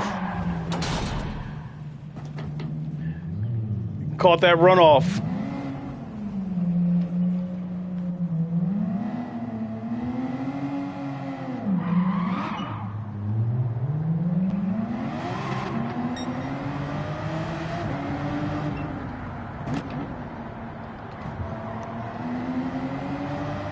Any part damage in GT7? Now, from what I'm understanding, and Tantrum can answer this question better than me, I believe. With the daily races, I think the damage is only cosmetic.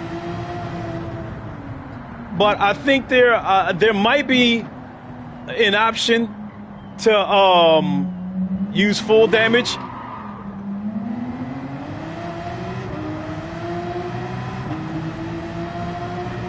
Yep, there you go.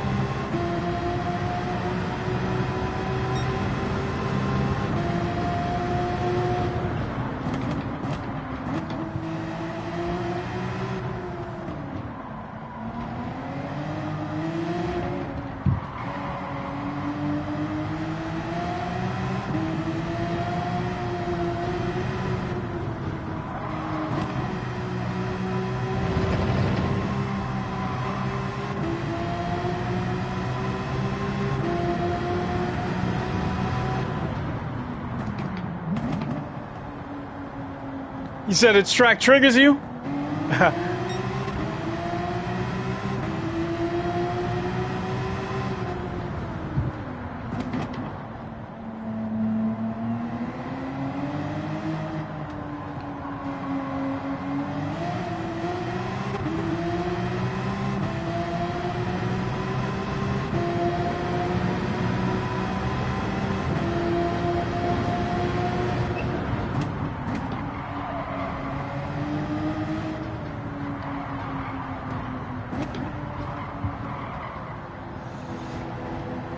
Well, if I didn't trail break it around that corner, I would have been doomed.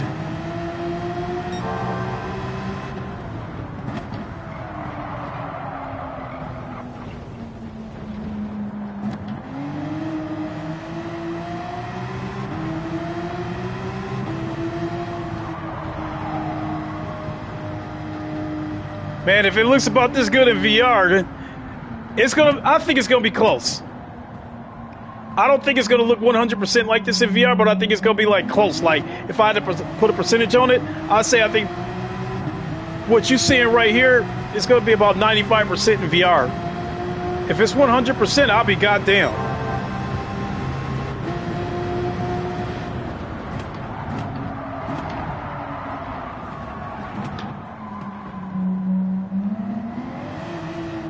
This ain't gonna end well. Because for one thing, I'm not used to doing this backwards.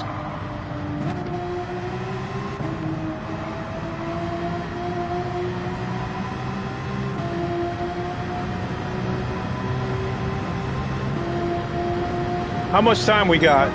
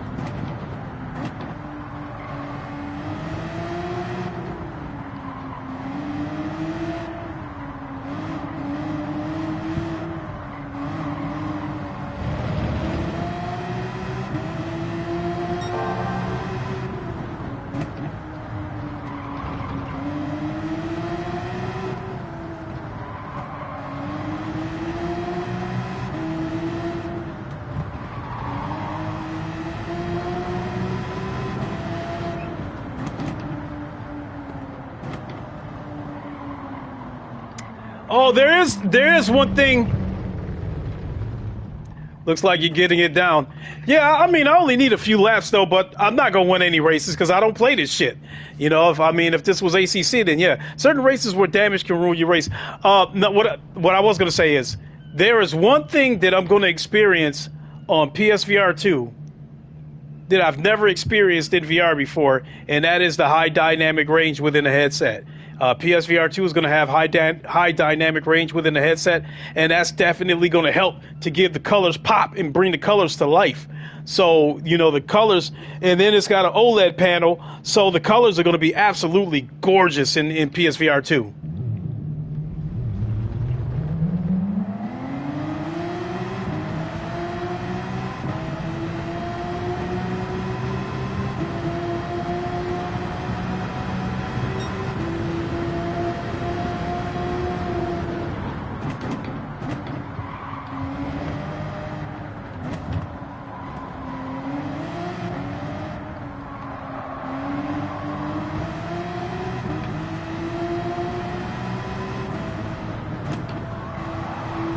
Yeah.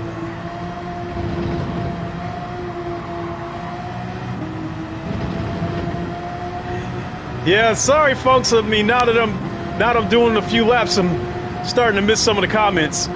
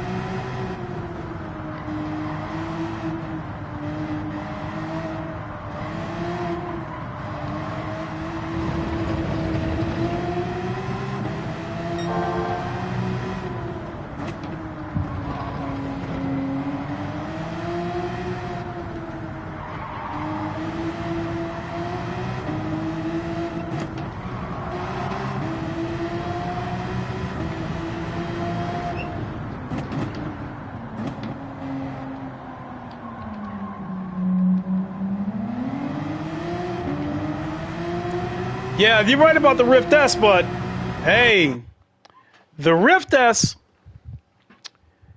is a monumental headset to me because the Rift S signaled the first headset that I ever wore that was clear. PSVR was blurry, and then my next headset after that was the Oculus Rift CV1, which that was blurry too, but not as blurry as PSVR. The Oculus Rift S was the first headset, as far as I'm concerned, that I had that wasn't blurry. So the Oculus Rift S is just as much a part of my VR journey as any other headset.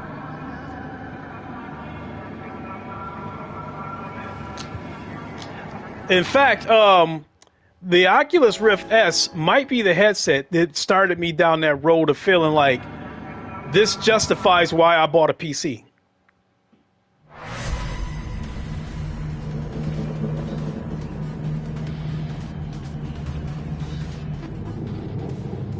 This ain't gonna go well.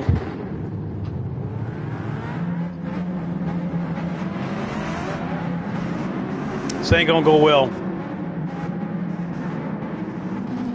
Look at that Mario on that beetle.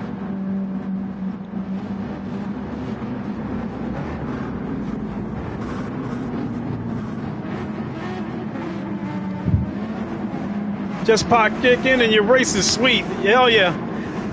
I mean, but hey, the conversation was going so good.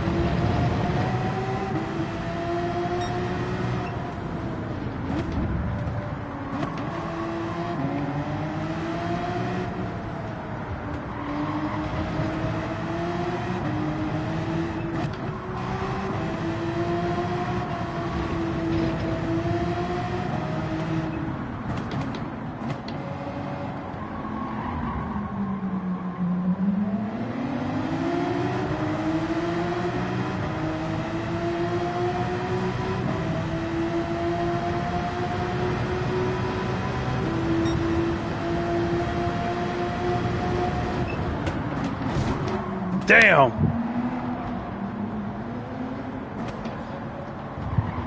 I'll wait for them to give me a penalty.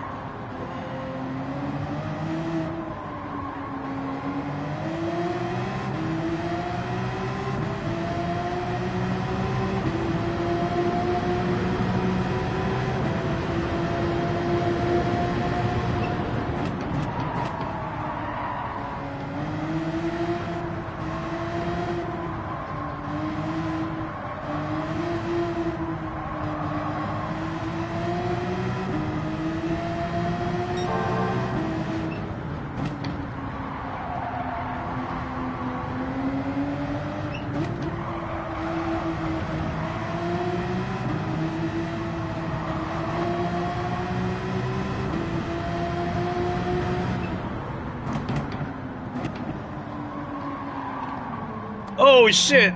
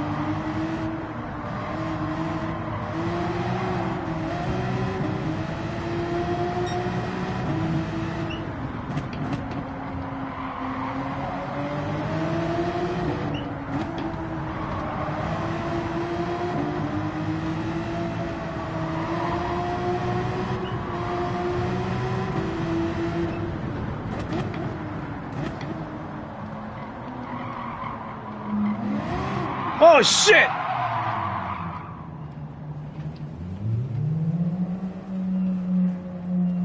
That just knocked me down to dead last.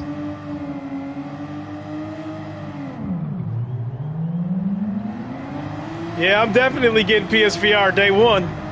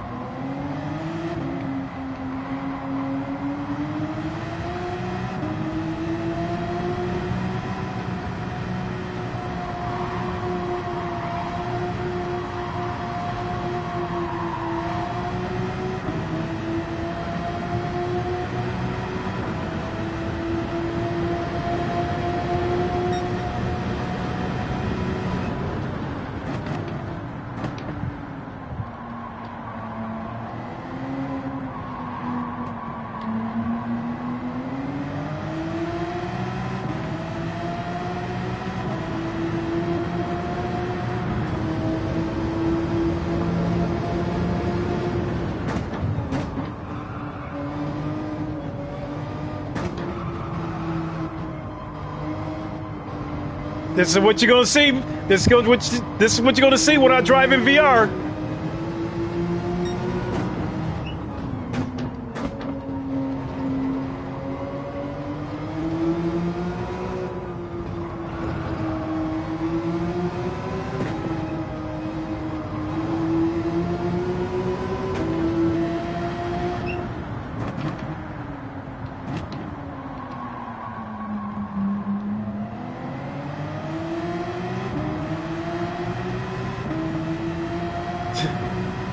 Yes, sir.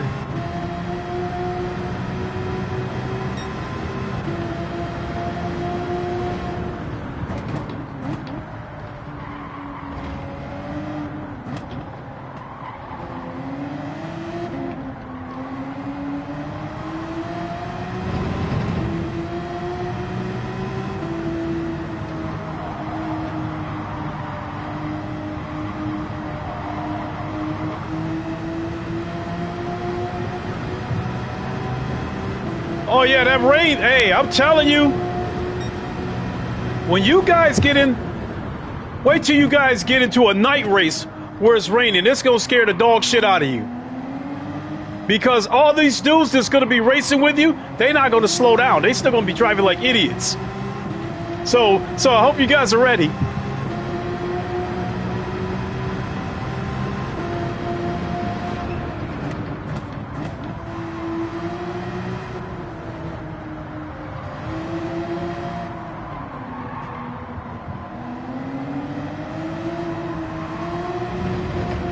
Oh!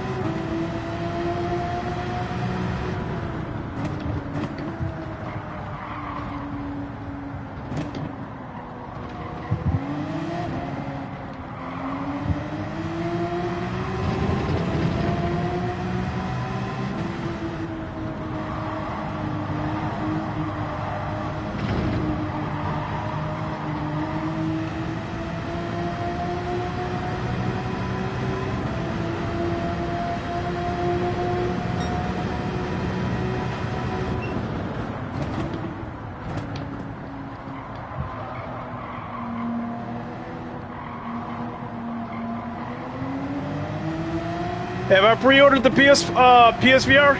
Absolutely. In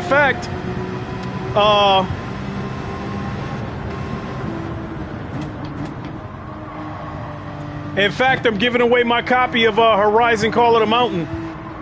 So keep it tuned in, because I'm simply just going to send a code through chat.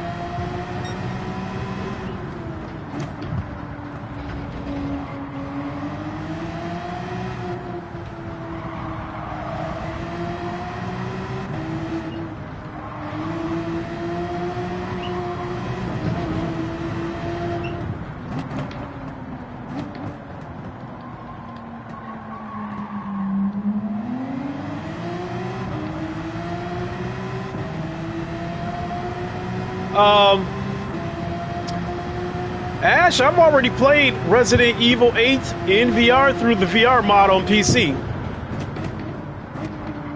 But I did order it. I do have it for PlayStation. So I'll be streaming those. So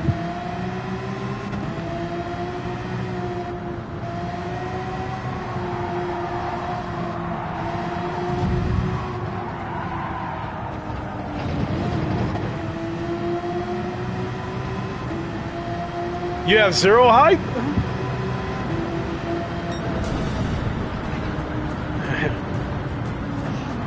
Yeah, that race wasn't very good. I'm just not familiar with that track.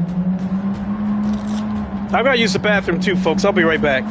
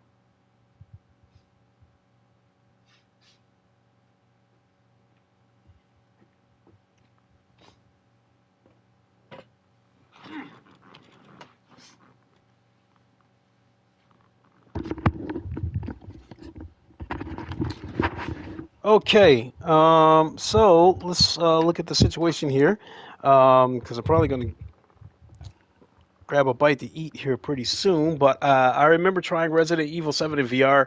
I do want to go over one more time what my plan is moving forward in terms of how I'm going to distribute content on my 3 channels.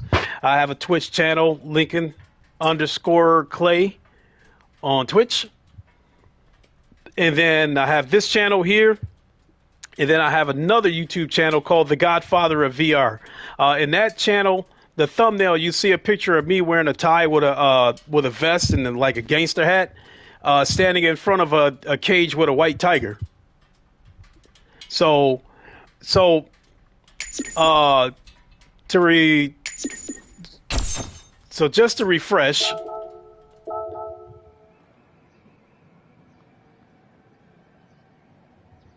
Back out of this.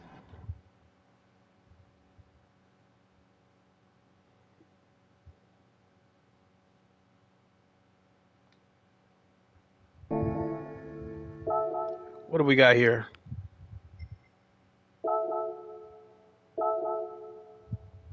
All right, I'll do this race.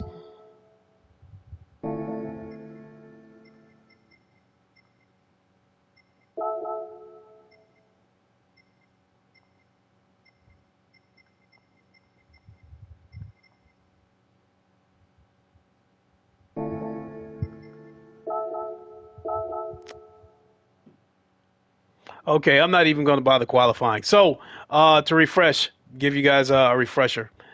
Um, so this channel here, Monday and Wednesday, I'm looking to do a GT7 stream in VR.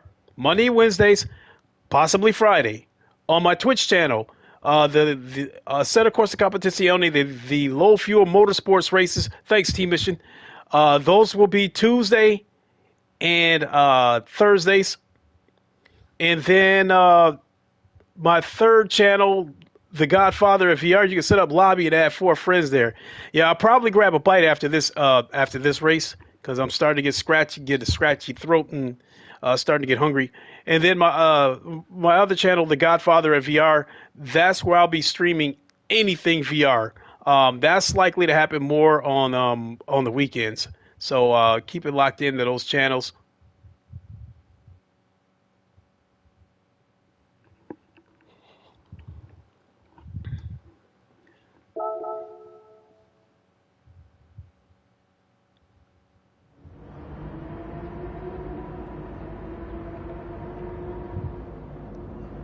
Look at Just Boris. I told you, all I do is drift on GT7. I love GT3 racing.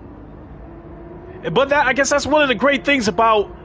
That's going to be one of the great things about GT7 in VR. Whatever your preference is, you're going to be able to do it. Whether you want to drive production cars, rally cars, GT3 cars, Formula cars, whatever your preference is, you're going to be able to drive that car in VR. And I mean, Tantrum, if you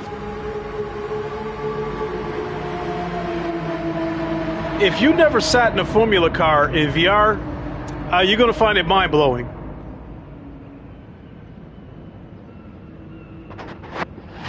I mean, like, I've done in Formula cars in VR.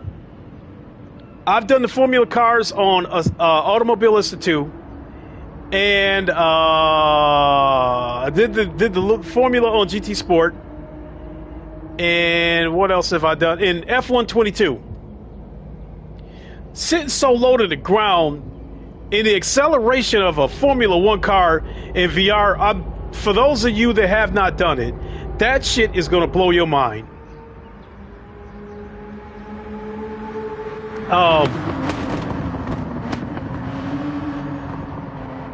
Especially like if you get a racing wheel and you start getting good, I think, you know, even though GT3 cars are my preference, I think driving a Formula car in VR is the best experience. And then on F122, it takes it a step further because you got voice commands where you can talk to your engineer. So I'm doing a race and I'll hit a button and say vehicle condition, and the engineer will say, okay, you got a little bit of wing damage, but we're okay. Just stay on your pace. Your tires are good. So, you know, we'll finish the lap out. We'll finish the race out on these tires. You know, they'll say all that kind of stuff to you. So,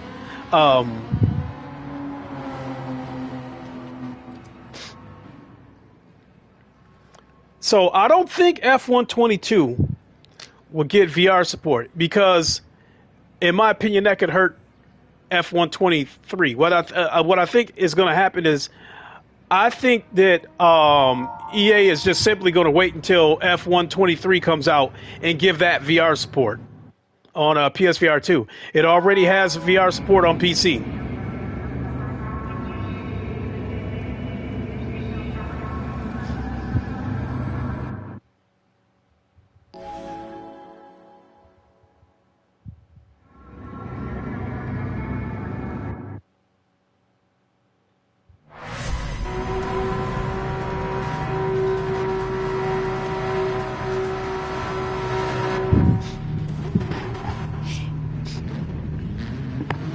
Oops.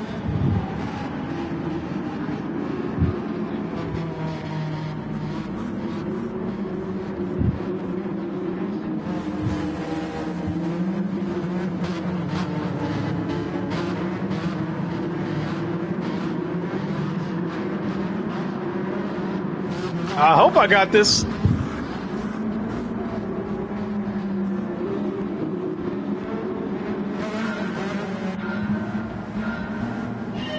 Oh, nice.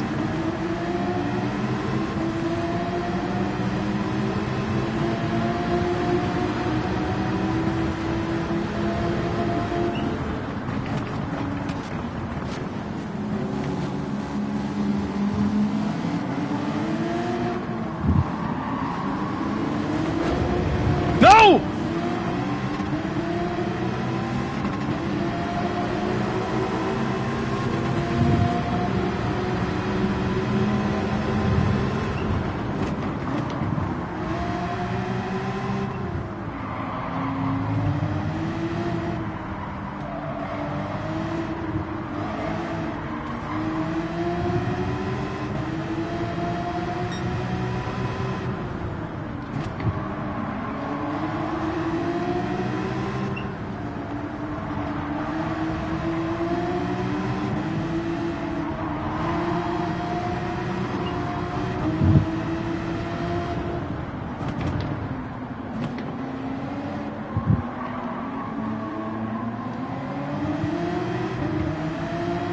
You need this VR now? I mean, like, if you guys want to, you can see me do some VR on Twitch.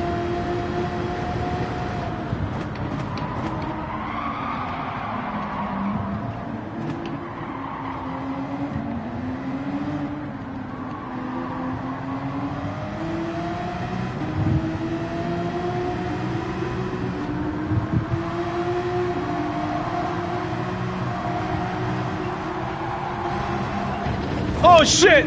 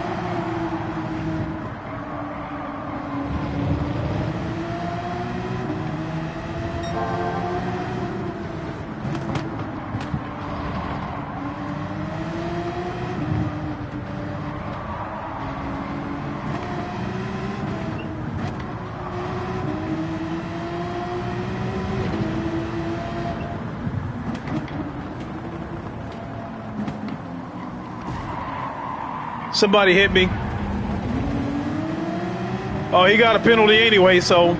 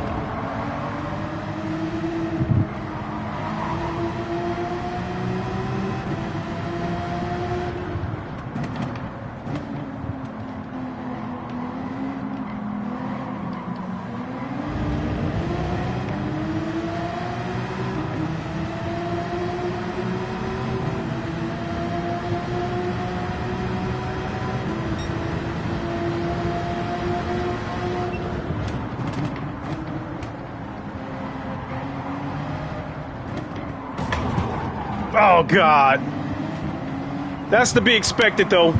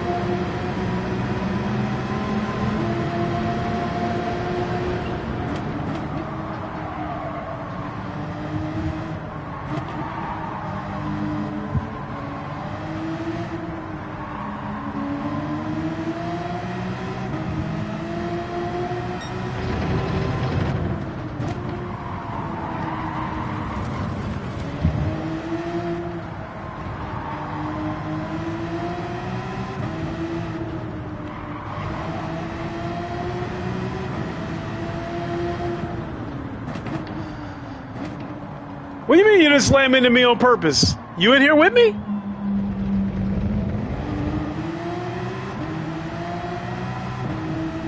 I didn't even know that was you.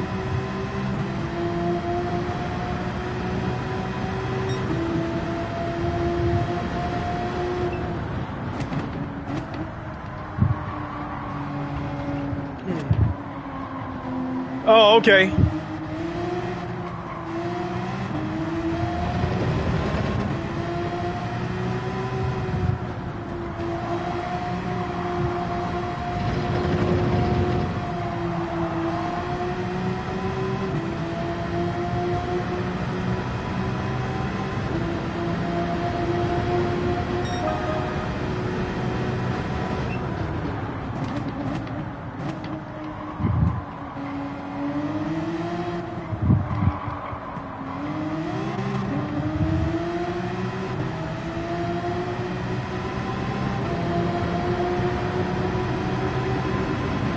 Oh, 12 p.m.? All right.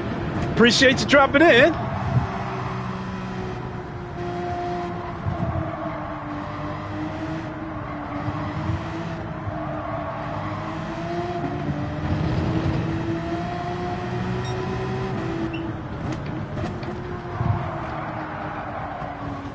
Oh, my God.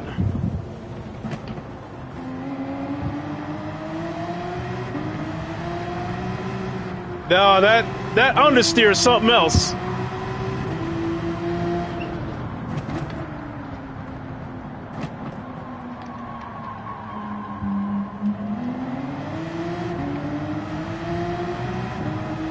Yo, yo! Durbin Brown, what's good?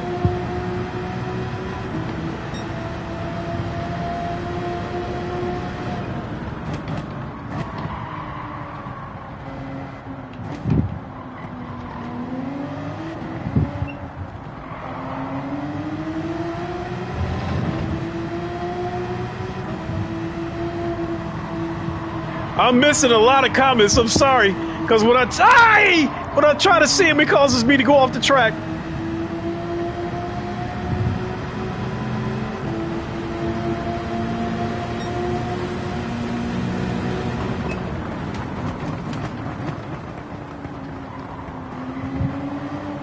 Just got all your licenses? Cool.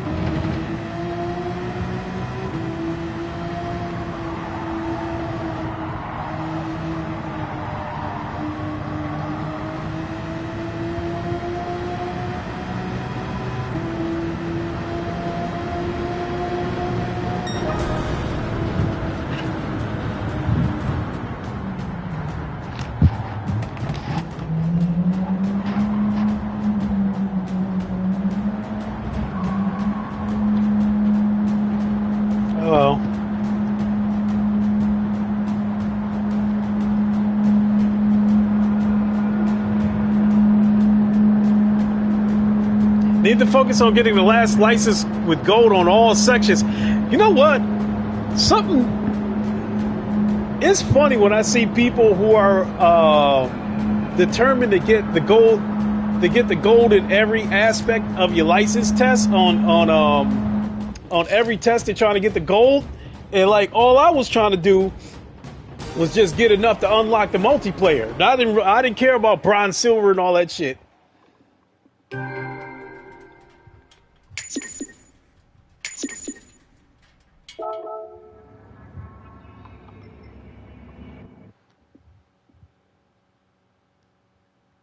So look, I'll tell you guys this.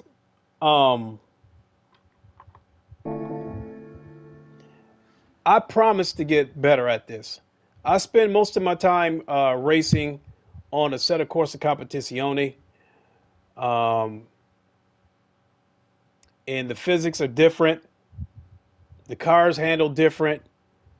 My equipment responds differently because my wheelbase isn't native to the PlayStation.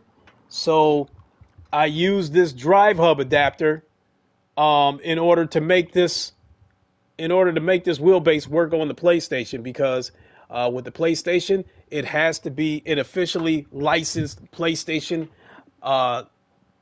item. And if I were to plug this directly into the PlayStation would reject it because the PlayStation knows that this thing does not have a license. So in order to make it work with the Drivehub adapter, you have to use this Ori controller right here, because this is a PlayStation licensed device. And then basically the PlayStation says, okay, you got a licensed device, go ahead, you're good to go. And then it's almost like you bringing this in through the back door right behind this controller. So it works. It gets the job done. But on PC, this wheelbase is much more detailed. Like the small kinks in the road when I go off the track, I feel the gravel, all that stuff. And not only that, I have base shakers on this wheelbase. So I feel like when the car starts up, I feel the rumble.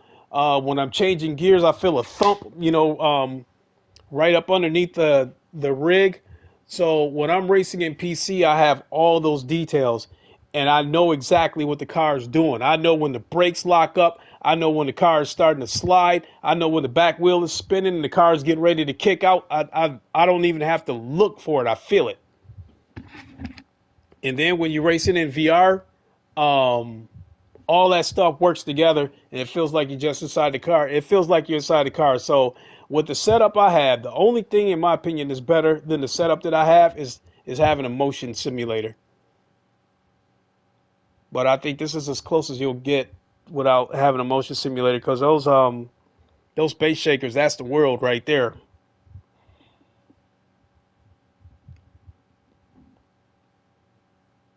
Yeah, most hands-on say it looks better in PSVR 2 than flat. Oh, well, I mean, that's encouraging to hear, but I'm like, like I said, I'm not going to take their word as gospel until I actually get my hands on the headset. So I think that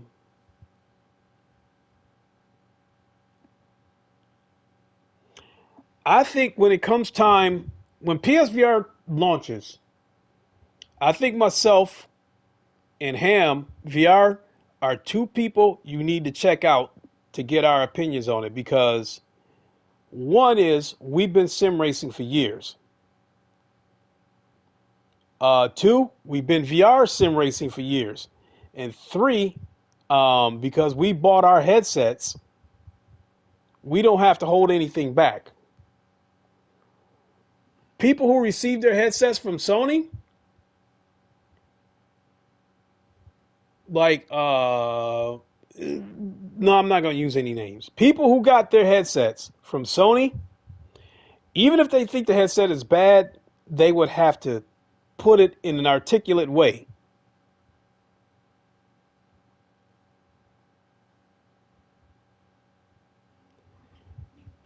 Whereas being that I bought mine, if PSVR is trash, that's exactly the words. Well, I wouldn't use the words trash. I would just say it's I'm not a big fan of it or something like that, because just because I would think something is trash doesn't mean the next person will. But I'm just saying, as an example, PSVR 2 is going to be amazing, and I don't really see a situation where I put this headset on like, whoa, whoa, whoa, Sony hid some shit from us, you know. Um, I think what we saw is exactly what we're getting.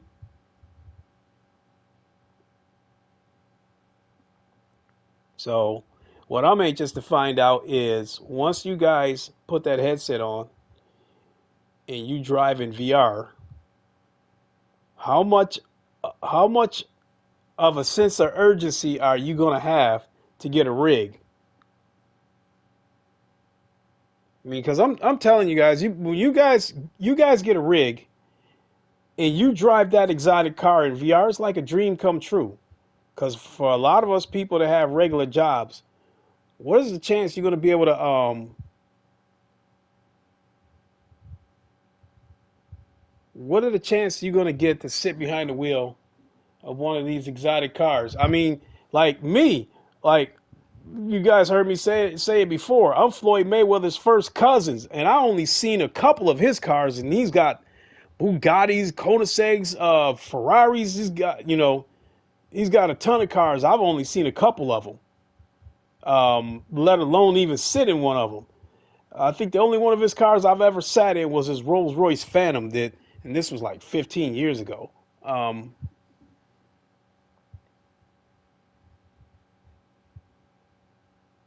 so yeah, I mean, that Ferrari that you were always dreaming of, you actually gonna get to sit in that car and drive it. It's gonna blow your mind.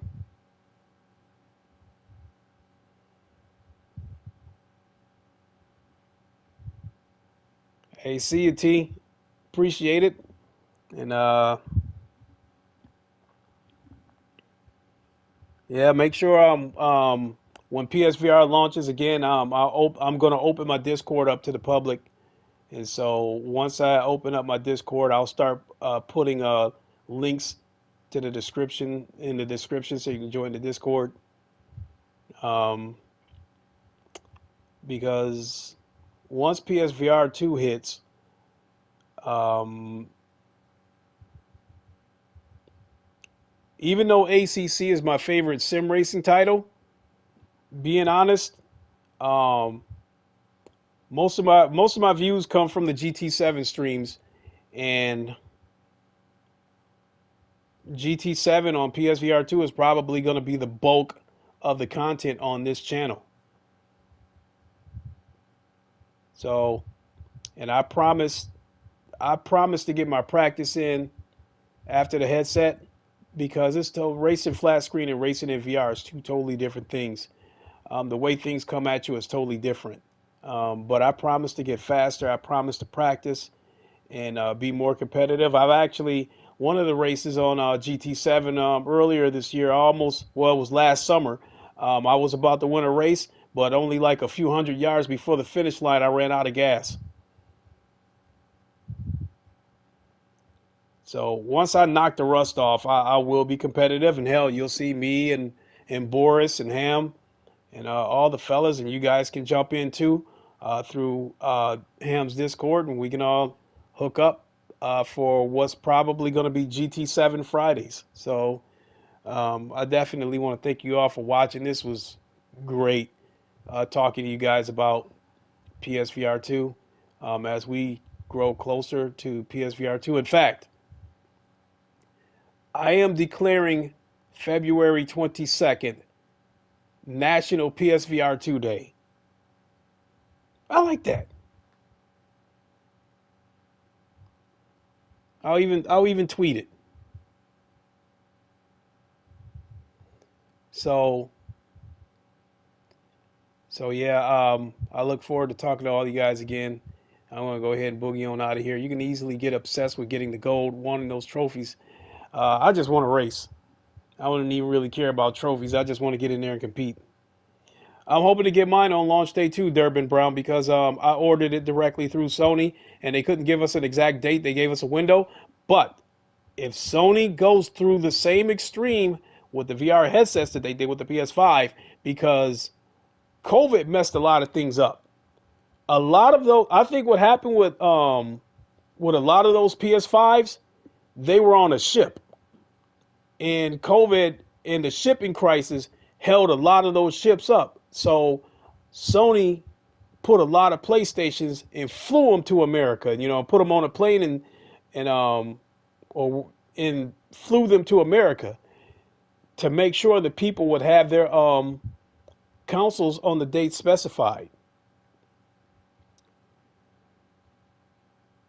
Sony knows how critical this launch is. People like my friend Gamertag that already has his PSVR 2, I'd imagine within the next couple of days the embargo will be lifted and he can probably stream something or talk about it, whatever the case may be. He can't talk about anything right now.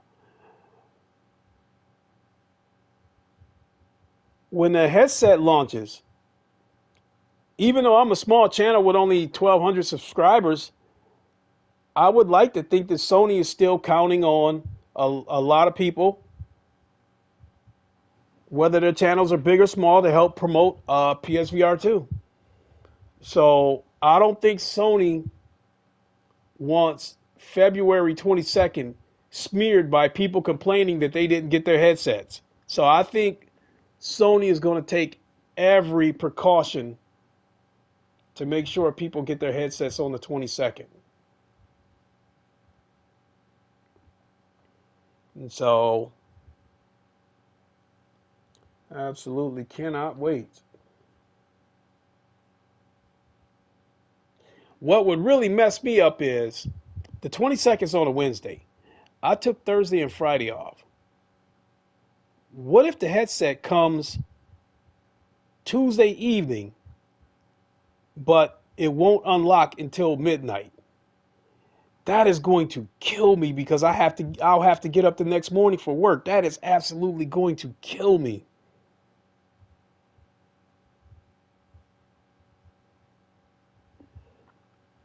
But yeah, I kept these closing statements longer than planned. I can do that sometimes. I can ramble and make long goodbyes. But again, I want to thank you all so much for tuning in. The conversation has been absolutely great, and I know I'll go live again here in a day or two, and we can talk some more PSVR 2 because I'm hoping that you all are as excited as I am, and we will definitely chop it up. Should be unlocked since reviewers are using them. Reviewers might have. Thanks for the stream. Looking forward to your GT7 PSVR 2 stream. Absolutely, I can't wait. I hope you're there, Hussein. So, with that, I'm gonna go ahead and boogie on out of here, and we'll see you guys on the next one. Until then, you all know the line. Wakanda forever. Long live the king, and deuces. We'll see y'all hopefully more sooner than later. Everybody have a good one.